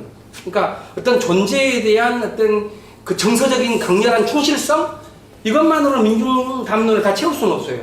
거기에는 그러니까 아주 굉장히 열려있는 어떤 그 정서가 있지 않으면 그것을 할 수가 없는 건데, 물론 아리스토텔레스의 말을 하자면 무슨 황금 골든민이라고 뭐 그 중간 지점이라 중용이라고도 말할까? 뭐 그런 요소거든요. 그러니까 우리가 살아가고 있고 건설해 나아가는 이 실제를 늘 초국해 나아가려고 하는 그것이 이미 담론 안에 내재되어 있는, 그리고 그러한 것들이 전제되어져 있는 어떤 신학적 사유. 여기에서 우리가 민중신학이 갖고 있는 게 어떤 단순한 어떤 당파적인 입장에 있어서의 어떤 편들기의 측면이 아니라 항구적인 어떤 자기 안에서의 어떤 앞으로 나아가려고 하는 동력을 장착한 신학으로서의 어떤 특징과 장점이 아니겠는가 하는 그런 생각을 좀 해보게 됩니다. 아무리 코멘트는 괜찮았나요? 네. 안병무 선생님이 그 사건의 신학을 이렇게 하고 사건이 재현되는 장소로서의 교회를 이제 꿈꿔왔고, 그러면서 안병무 선생님이 그 평생 만들어낸 교회 중에 제일 안병무 신학이 있게 중요했었던 교회는 한백교회하고 향립교회 같아요. 그래서 제 생각에 이제 두 교회 목사님이 다 계셔서 오늘 와서 자기가 있는데, 그 두 교회의 공통된 점이 목사님이 있지만 두 교회는 끊임없이 평신도 교회를 부르짖는 교회. 그것과 민중 사건이 어떤 관계가 있는지 이게 참 고민스러운 일인데, 그 아리스토텔레스가 그 아르케 정치 얘기하면서 이제 뭐 정치하는 사람, 농사짓는 사람, 싸우는 사람 다 구분했잖아요. 근데 지금 두 교회는 목사가 설교하는 사람, 뭐 무슨 동계산하는 사람, 뭐 이렇게 시위 나가는 사람 이렇게 구분되어 있는 건 아니잖아요. 다 이제 그걸 어떻게든 이제 그런 걸 넘어서는 교회를 만들려는 안병무의 꿈을 구현해내고자 하는 어떤 일종의 데모스의 정치라 그럴까? 이제 그런 이제 평신도 교회가 이제 그런 측면이 있는 것 같은데 어떻게 두 목사님을 포함한 두 교회 교인들이 안병무 선생의 신학을 더 발전시킬 수 있을까? 이것이 민중신학의 교회의 중요한 실마리일 것 같고 민중신학 연구자들은 또 그것을 어떻게 해석해서 민중신학적 교회가 철학적으로 또 리터지라는 차원에서 어떻게 더 발전시킬 수 있을까? 이게 이제 고민일 것 같아요. 그리고 여기 계신 모든 분들이 안병무 선생의 교회론에 대해서 좀 교회에 대한 문제의식에 대해서 좀 이렇게 생각하는 기회가 되었으면 좋겠고 향후에는 또 오늘 생각했던 것을 더 서로에게 발전시켜서 생각을 교회에 대한 각자의 꿈을 구체적으로 만들어내는데 기여하는 기회가 되었으면 좋겠다는 생각이 듭니다. 오늘 고생하신 그 김희연 박사님과 우리 모두를 위해서 박수를 드립니다.